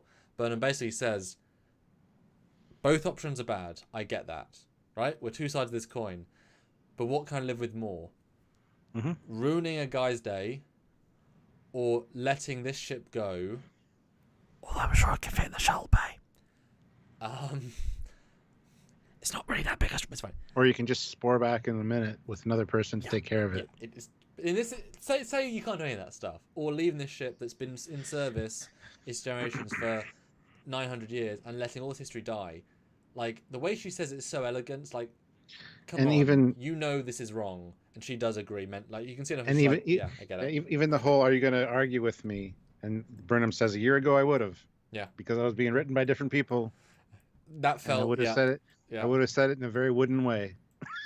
No, that felt like an obvious cliche of like, yeah, I would. Before I was a better character, I would have been, whatever. Yeah. But I just love the elegance of, I can't. This is too big. You know, this is too big. So Nan has the third option out. I will stay, which is a totally acceptable option in terms of like someone has to stay. Just they should bring someone else from Starfleet Command or Barzan itself. There are other solutions here besides keeping her there more than a day or half a day. Yeah, so she's going to make sure that the first Barzan watch on the seed vault is successful. She's going to take the bodies back, make sure they get a proper burial. Plus, she gets to visit her home again, which she never thought she'd be able to do, which makes sense. Because at first I thought, you've only been in the future for how long? Oh, wait a minute. No. You find out you joined Starfleet against your family's wishes for some reason. So you probably could never go back to Barzan anyway. So that all makes sense. It all worked out well. So. Although since we have no context of where Starfleet Command is, and they said this ship was 5 months out, which was no context of, do we have ships, because that either implies it's hundreds of light years away at warp 9.99999, or we can't go warp 9.999, therefore it's much closer. How close is it to Barzan? We have no idea. It obviously didn't have a warp drive, otherwise it would have blown up. So, like, it could be that ships come to it. Oh, sure. With people to take over for a year or whatever. I assume so, but since so few ships exist and the Federation is so small, I doubt those things are. And since the guy brought his entire family, it's probably like a 10-year watch, a 5-year watch. Like, and even that, are they going to take a? Is a ship going to go? Like, it would be a Federation. Who are you, and why did you murder these people? Oh. And why is your DNA 900 years old? Yeah, you're pure Barzan.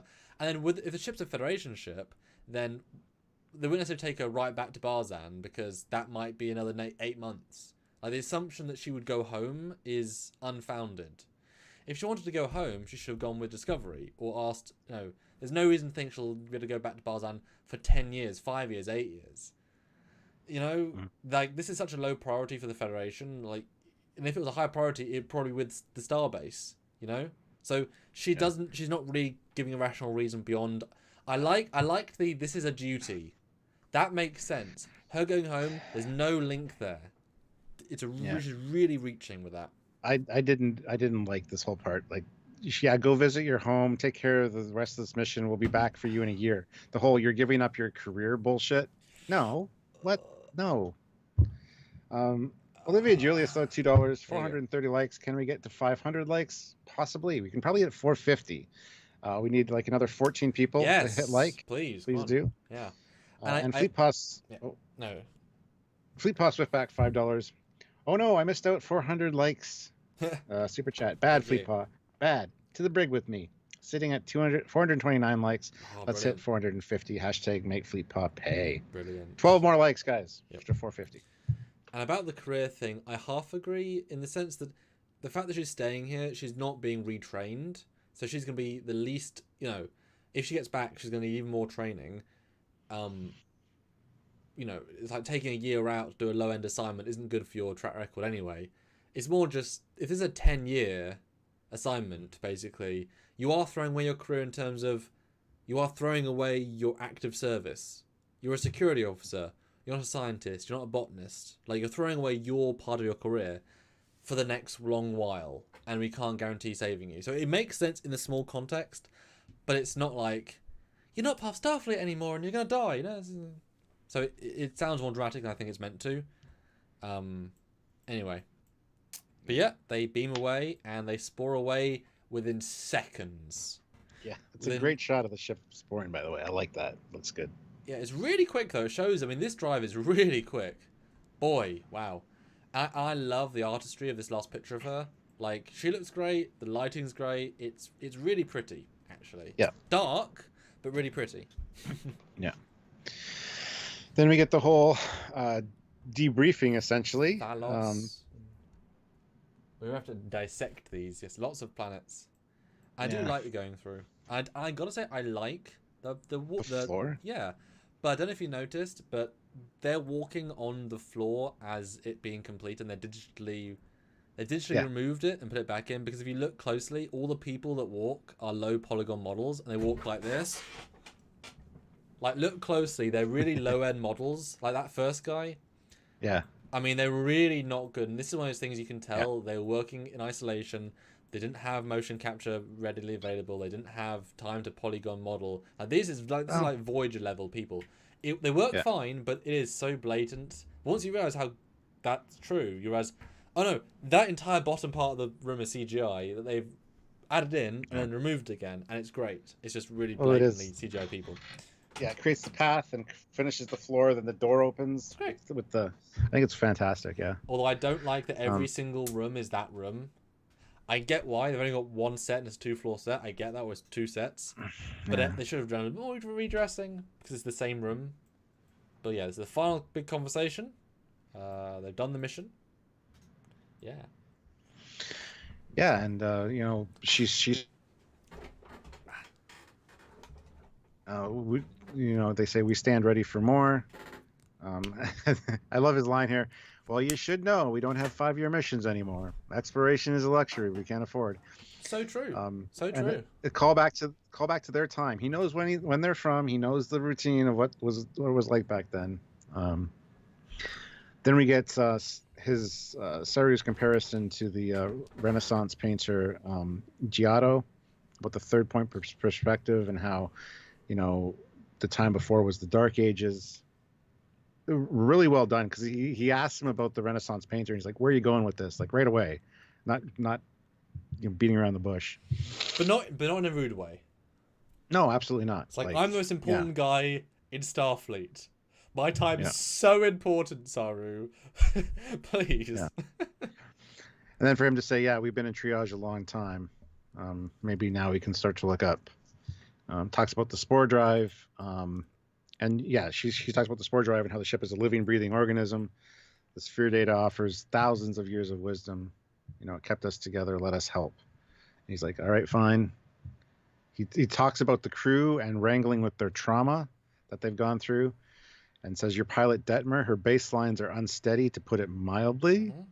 They're like, well, we've put our lives in her hands many times. We would do it again. He's like, okay, well, that's fine then. That's all I need to hear. Then she asks about the burn again, and he's willing to talk about it now. He says there's many theories, more theories than we have ships in the fleet at the moment. We never found enough data to support any of them. And Burnham's like, well, which one do you believe? He's like, it doesn't really matter unless you have a new piece of evidence that has gone unnoticed for 120 years. And she's like, well, challenge accepted. Which does feel very Star Trek. I'm absolutely okay with that. Like, the way she says it, it makes sense in the context. Yeah. But she's going to solve this 120-year-old mystery that all of Starfleet couldn't solve. You know what's going to happen. Yeah, but it ties in with this stupid melody.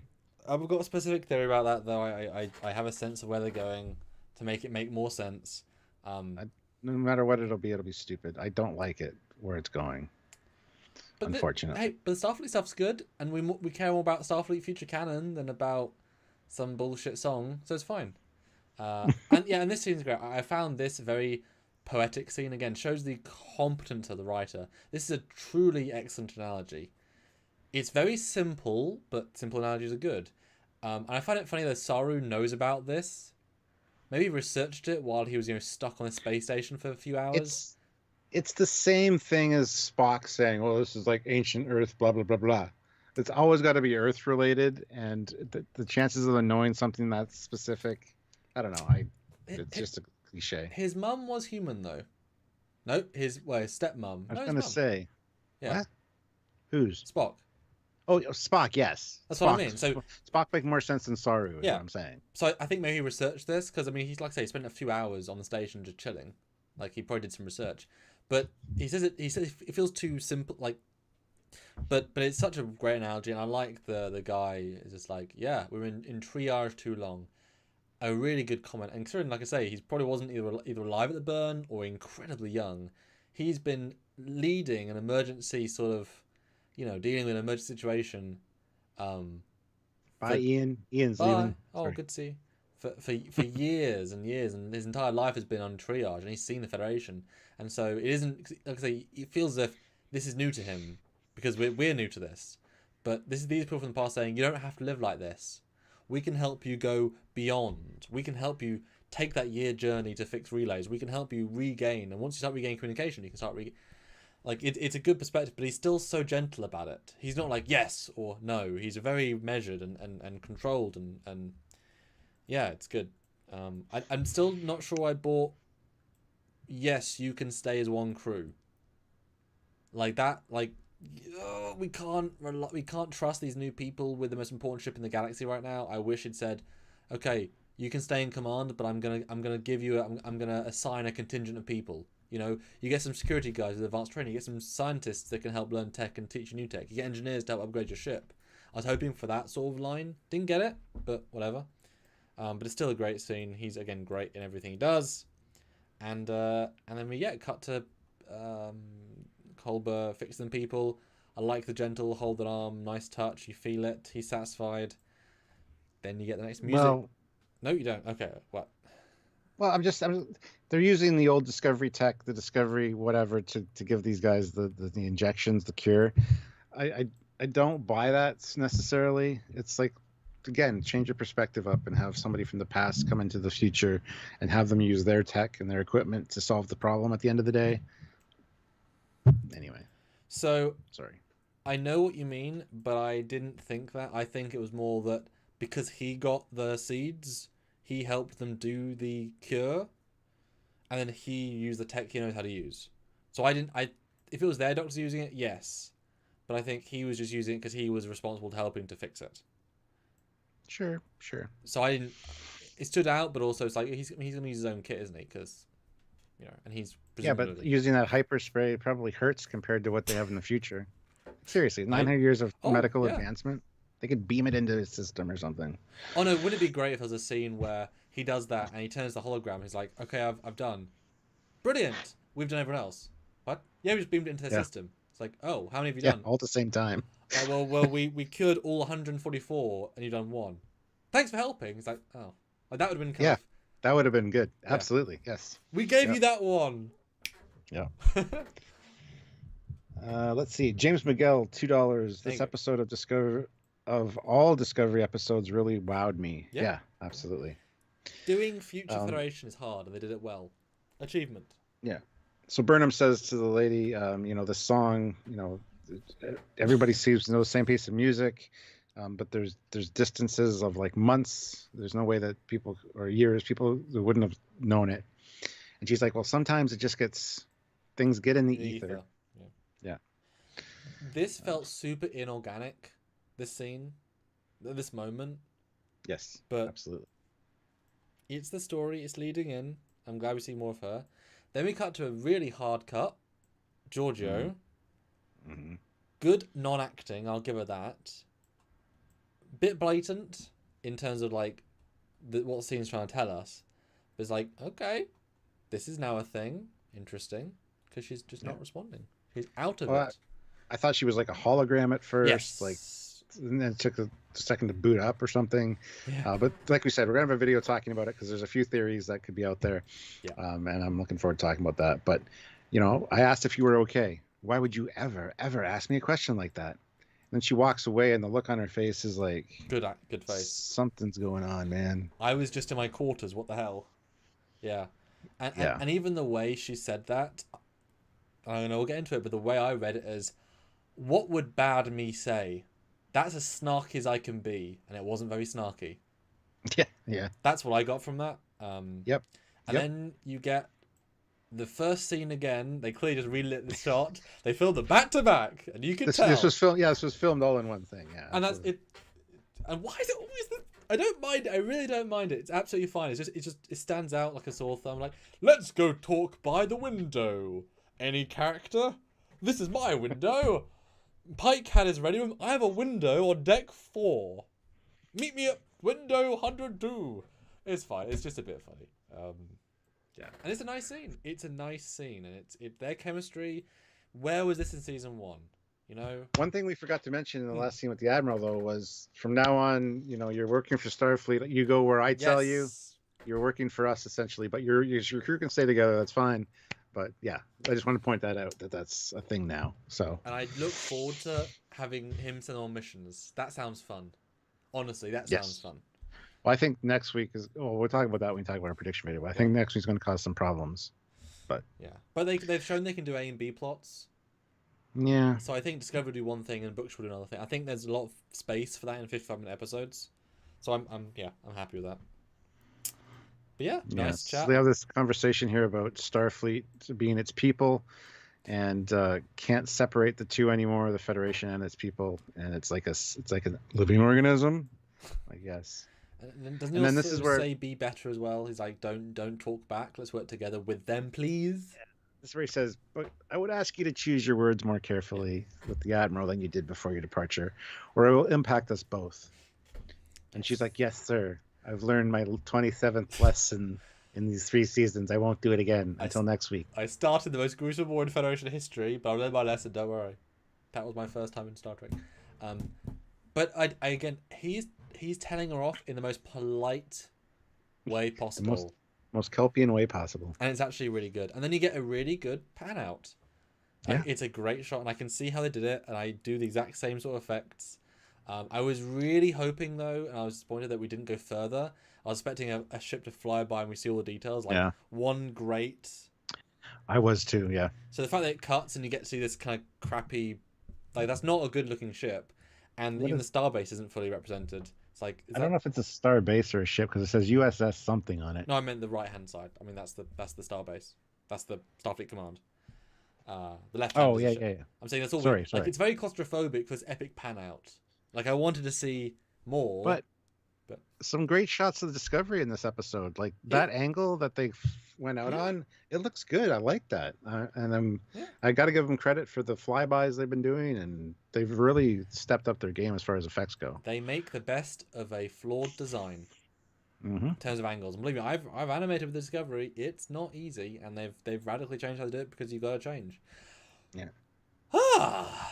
Fleetpaw Swiftback, $2. We made 450. # made Fleetpaw pay. We're at 457 likes. If we can get a few more, would be great. But we've really surpassed what I thought we would do. So thank you. And James McGill throws in $5 on 3. Everybody reenacts their reactions on seeing new futuristic Starfleet ships. Ready? 3, 2, 1. I want to see. Oh, it's the Voyager. Jay, what? Is that the USS Nog? Oh my God. There you go. So guys, I want to see 48 likes and $33. Low goals. That's it as we close out today. Super doable. Hell of a live. Thank you, Stuart, for suggesting an hour earlier. I'm certainly still relatively full of beans, considering this is a hell of a good discussion. Hopefully you guys enjoyed. Now is the time, though, when we want to hear your scores. Either Super Chat scores, Stuart will read it, or I am going to read it for non-Super Chat scores. So do it. I want to hear lots of out of 10s in the chat. I'll read, I'll burn through them, but we'll get a sense. What do you guys think as we go final review scores? Like I say, I want to see $23 and 47 likes or 37 likes. Put your scores in out of 10. And if you can with that 10, is this the best episode of Discovery? I've heard that from a few people, so let us know. Stuart, what are your final thoughts then on this episode? And do you feel any difference now having done our classic go through? Because we definitely analyze this one a lot. My final thought is I wonder what Rebel Poet 71 put in 10 out of 10. Oh, wow. And now it says message deleted by Google moderator team, which is really weird. Who's the Google moderator team? Google moderator team, please step forward and identify yourself.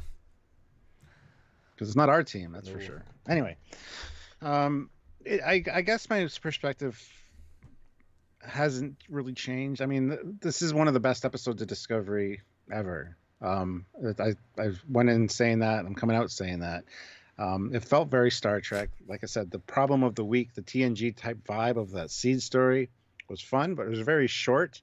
Although those were almost the longest scenes of the episode for me, as far as stretching out, being kind of boring. But I appreciated it because it did make it feel more like Star Trek that we've been reviewing with the recap of TNG, you know, and very much away from the serialized Discovery storytelling and Picard storytelling that we've also been focusing on. So again, I think that's what makes it feel Star Trek. Great new ships, great nods. The nod to Nog was great. Aaron Eisenberg. New ships that we need to see more of. The Admiral, the CNC, like the character, love the actor.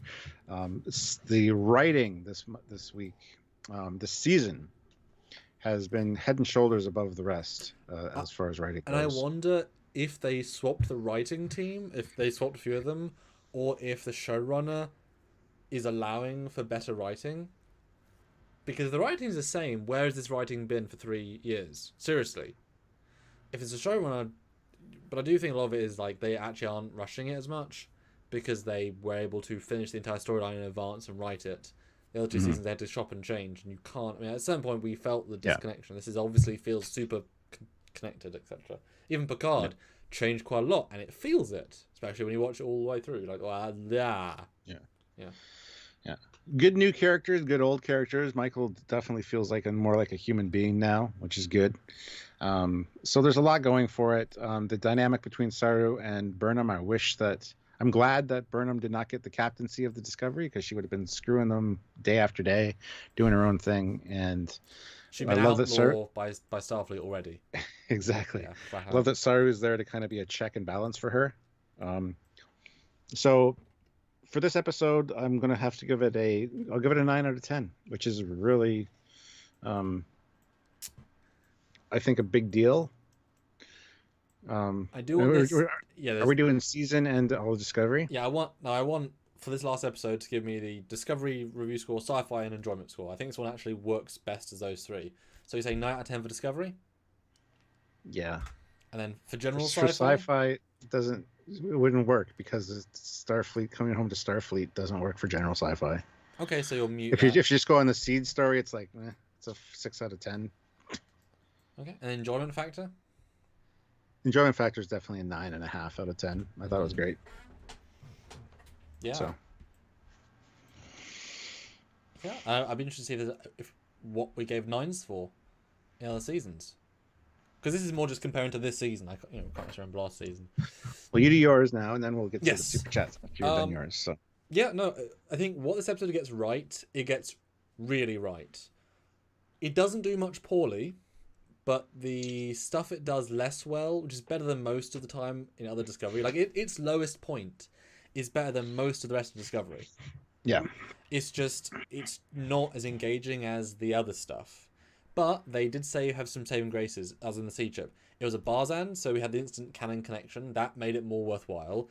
The fact that it wasn't actually a villain, he was a redeemable character, made that much more worthwhile. And the fact that we got some really good Doctor acting and Burnham commanding, like it just was weaker, but it wasn't because it was bad. It's weird.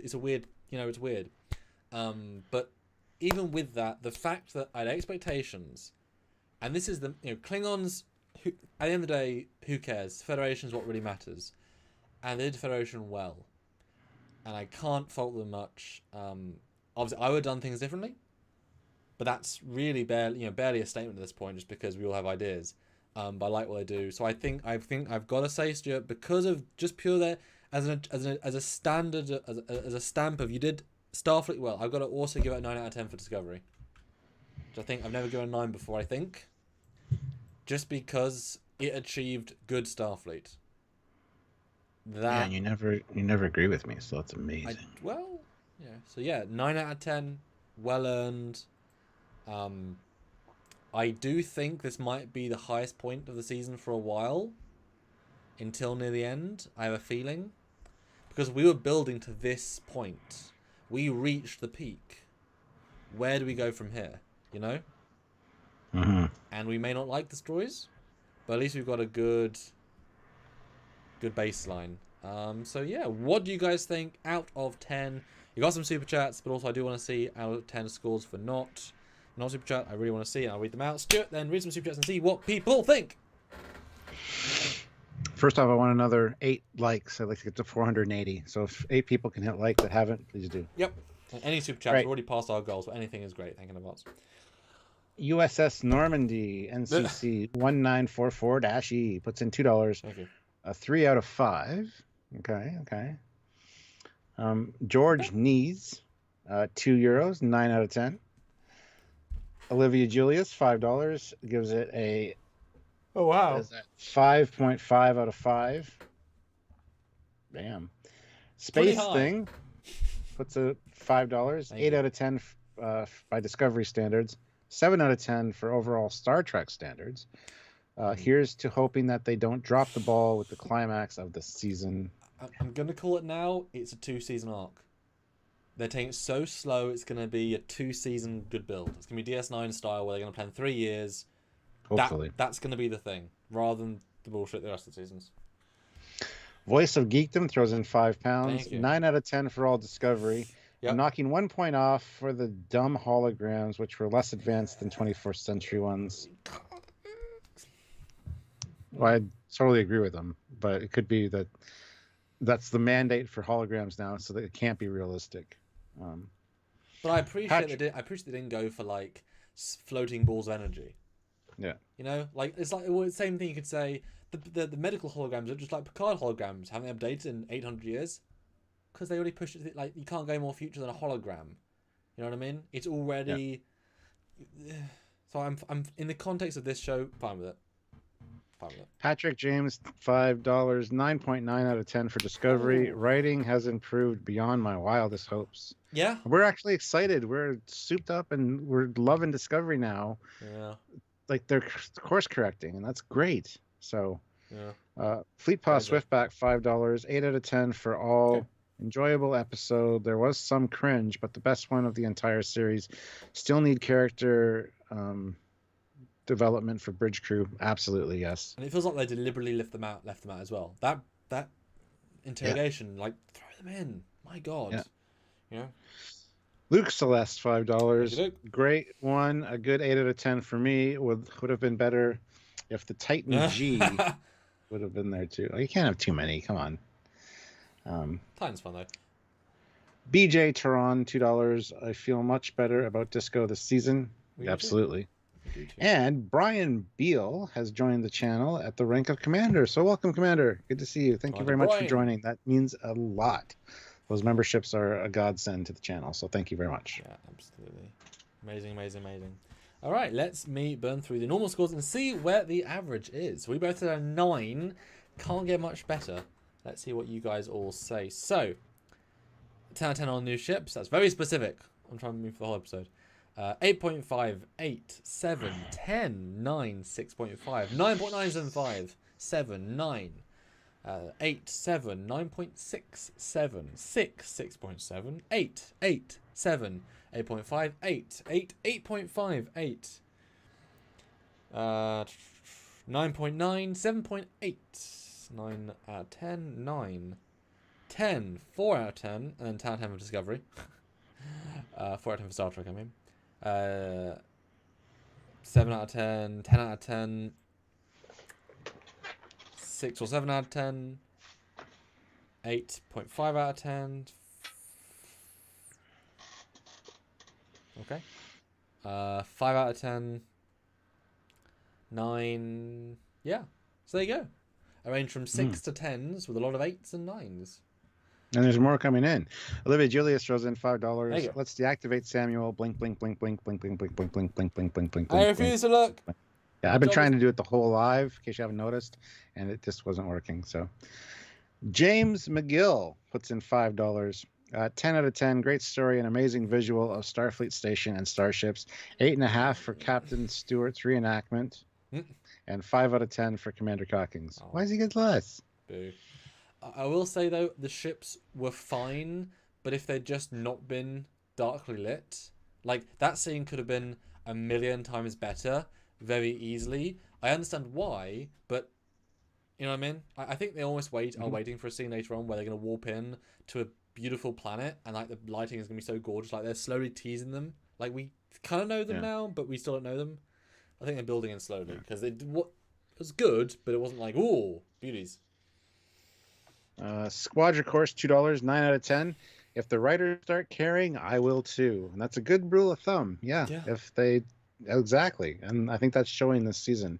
Because we've been hard on Discovery, not like we've been fair, but because they were making so many mistakes, you watch our reviews from season 1 compared to this one, they've advanced by leaps and bounds to get better. So we appreciate them for that. I mean, they've gone from Code of Honor level of season into, TNG season 3. Because that's what it was, a lot of them. Like, why are you doing any of these choices? Why are you making these mistakes? Why, you think that was a reveal? No, we saw it coming 8 before. Yeah. Etc., etc. But to be fair, it was because different showrunners changing things around mid-season, and it was very evident.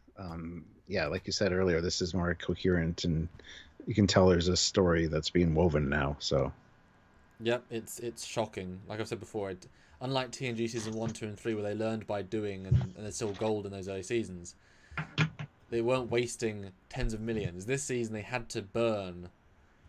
Yeah. They had to burn $80 million just to get to a good season because of all the mess ups. Brian Fuller, man, he fucked this show. It took 3 years to get to this point, to have a complete reboot. And the sad thing is, you could have started with this year, been hella confused. But just to have the Admiral guy say, we have no record of you, we want to be like,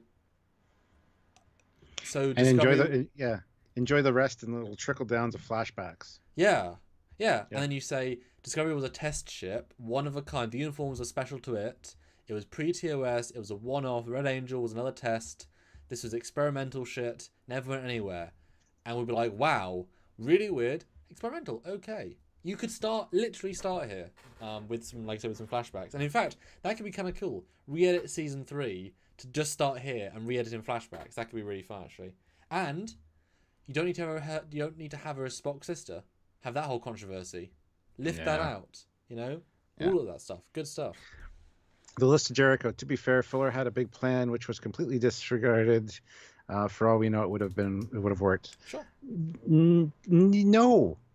Why does nothing look era appropriate? Because Brian Fuller dictated that's the case. Like, bullshit. Ships should be copper because I want them copper. No other reason. They can't be white. You can't have cylindrical nacelles. They'll be flat. Yeah, like stupid decisions that have impacted the show since the beginning. Yeah, all of the art design choices were his. All of them. Every single one. And then they were stuck with them. Yep, that includes the uniforms, and they could have changed the uniforms. Includes the set designs, things like that. So that's a lot of money poured into that they needed to use. Yeah, and I'm sure Brian did have a reason. I'm sure it was a parallel universe story. I'm sure there was going to be some reveal. I'm sure it was going to be clever. Like, I've got to hope. Either it was a full. You gotta hope. Yeah,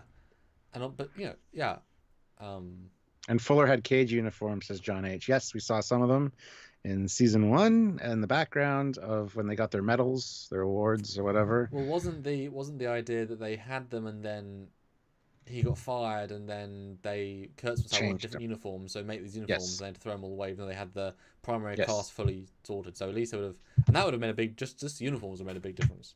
Yes, absolutely. Space Thing throws in $5. Burnham getting sprayed with drugs in episode 1 of this season, and suddenly Discovery getting good.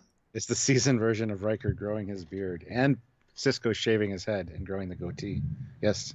Yeah. But unlike TNG, they didn't radically change everything. They were evolving. This is radically changing every year. BJ Turan said, I thought Fuller left the show development earlier. He did. Fired. He was fired like before it was even aired. Yeah. Like early on. Because all the sets were built already and they had to use it. They had to go with the scripting and stuff that they had already done and then change it on the fly. Because the sets are intricate as all hell. They're beautiful. They're just wrong. That's the thing. Yeah. Sarcophagus ship. I mean, my God. Because I mean, he they had to use the script episode 1 2, but I think he was fired like before they even were filming. I'm pretty sure before they were actually filming, but they had to use his script legally. And then was Nicholas Meyer's script, but that's why episode 3 the script's all different. So they had to use his pilot. I think they were filming the first part of the pilot, which is why everything's stuck. And then everything after the pilot is different. And so imagine that you have 2 episodes of okay, and then you have to change then you'll change the entire season. That's why Stamets says, remember, Stamets was going to be a character that's an alien, etc. Then why is he not in the first episode? Because he's not in the Anyway, well done them for where they're going. And I'll probably end up telling people. I always say skip season 1. There's very little in it to enjoy. Season 2 if you need to, but don't have high expectations. Now enjoy it for Pike. Yeah. That's what you do. And not the story. Don't enjoy it for the story. Just watch season 3. You know? Just start with season 3. You'll enjoy it more. And then I think you'll like Burnham. Then you can go back and you can stomach her bad writing better. You know? Yeah. This is Jericho. Has Fuller ever mentioned what his plans were? I'm not sure. He did an interview with Robert Meyer Burnett this year, and he was looking kind of unstable, like wasn't looking great. Showing he's quite an eccentric, which obviously you can see in everything he's doing, compared to how he announced the show and etc. And he kind of gave some little things, like the movie universe was way more intricate, and the entire show was meant to be a specific character study on the evilness and darkness of a human's personality, and use the movie universe as a case study. So it was a grand, massive theme played out through character interactions, which obviously was written in, got completely scrapped, but all the stuff is still there. Like all the sets are still there, the props are still there, movie universe stuff's still there. It's like, shit. Now we've got character development. Yeah. Now we've got to dumb down this great theme into just a generic sci-fi show. So it's like it's a whole thing. Confusing. Anyway, guys, final super chat slot. That's it. We did everything else. Who's the final super chat right now? It is. And 3 more likes. Oh yeah, 3 more likes to get to 480 would be great. Unless you guys want to like Spike and get to 500. I mean, 500 would be amazing. You know. And I'm glad we started an hour early. This worked out perfectly. I'm not like this is the time of night where I should be getting finished, so I'm not getting impatient. Yes, you're not. Much better to start earlier than go later. What? Olivia Julius puts in $1 with no comment, but she's got the last super chat slot now, guys, and she's the president of the Federation. Should we allow her to have that much power? I don't think so. Somebody should dethrone her. And we're only 16 likes away from 500. Come on, I know 16 of you haven't liked. 1-6, that's it. I want to see a like spike. I want to see 500. I know we can do it. Click that like button right now. 15.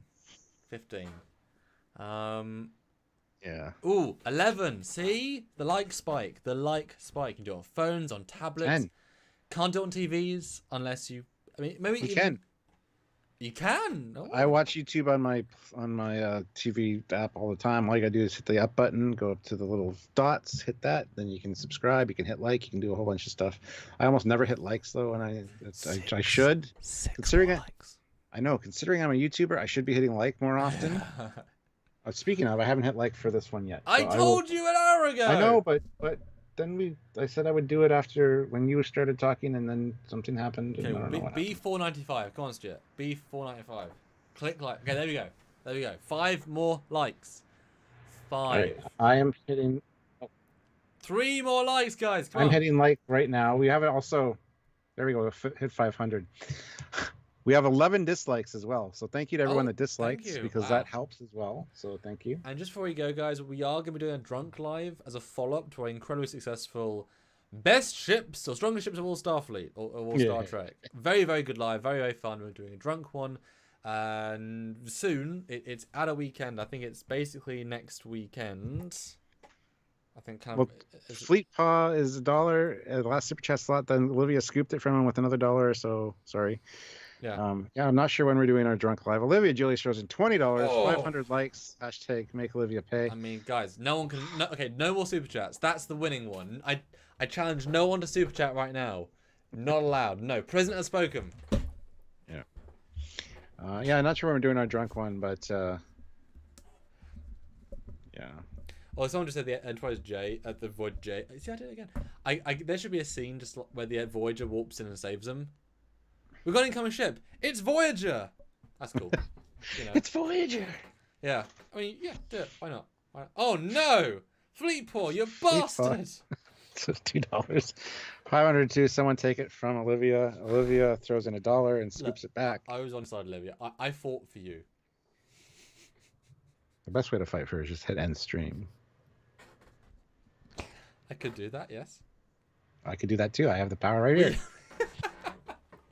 You both have at different levels, yeah. So thank you guys so much. We will see you. Oh, tune into our weekend videos on the ships and tech and stuff. We've filmed some great stuff. Yeah. No, go ahead. Oh, and our lives our lives during the week. A lot of great stuff coming editor-wise. Do check it out. Do a quick click on those. Share them if you like them. There's some great graphics. Please do, please do. And we'll see you all on Monday, probably. Zerax says $2. Bazinga! Ooh. So he's got it right now. What was I going to say? Oh, yes. We'll probably have some good live discussions next week as well, included with the actual edited content. So, yes, by all means, stay tuned. And Olivia has the $1. Oh, no, she had the last super chat slot. Now, Space Thing puts in $2. I laughing my ass off. So, Samuel, let's start blinking to end the stream because the holographic stream. Ready? Yes. So, right now, Space Thing has it. Jericho says Mando Monday. Yes, I forgot about that. Mandalorian. Oh, yes, Mandalorian Monday. Shit, we got to do that too. Olivia Julie throws in $1, and that's the end of the stream. Bye, guys.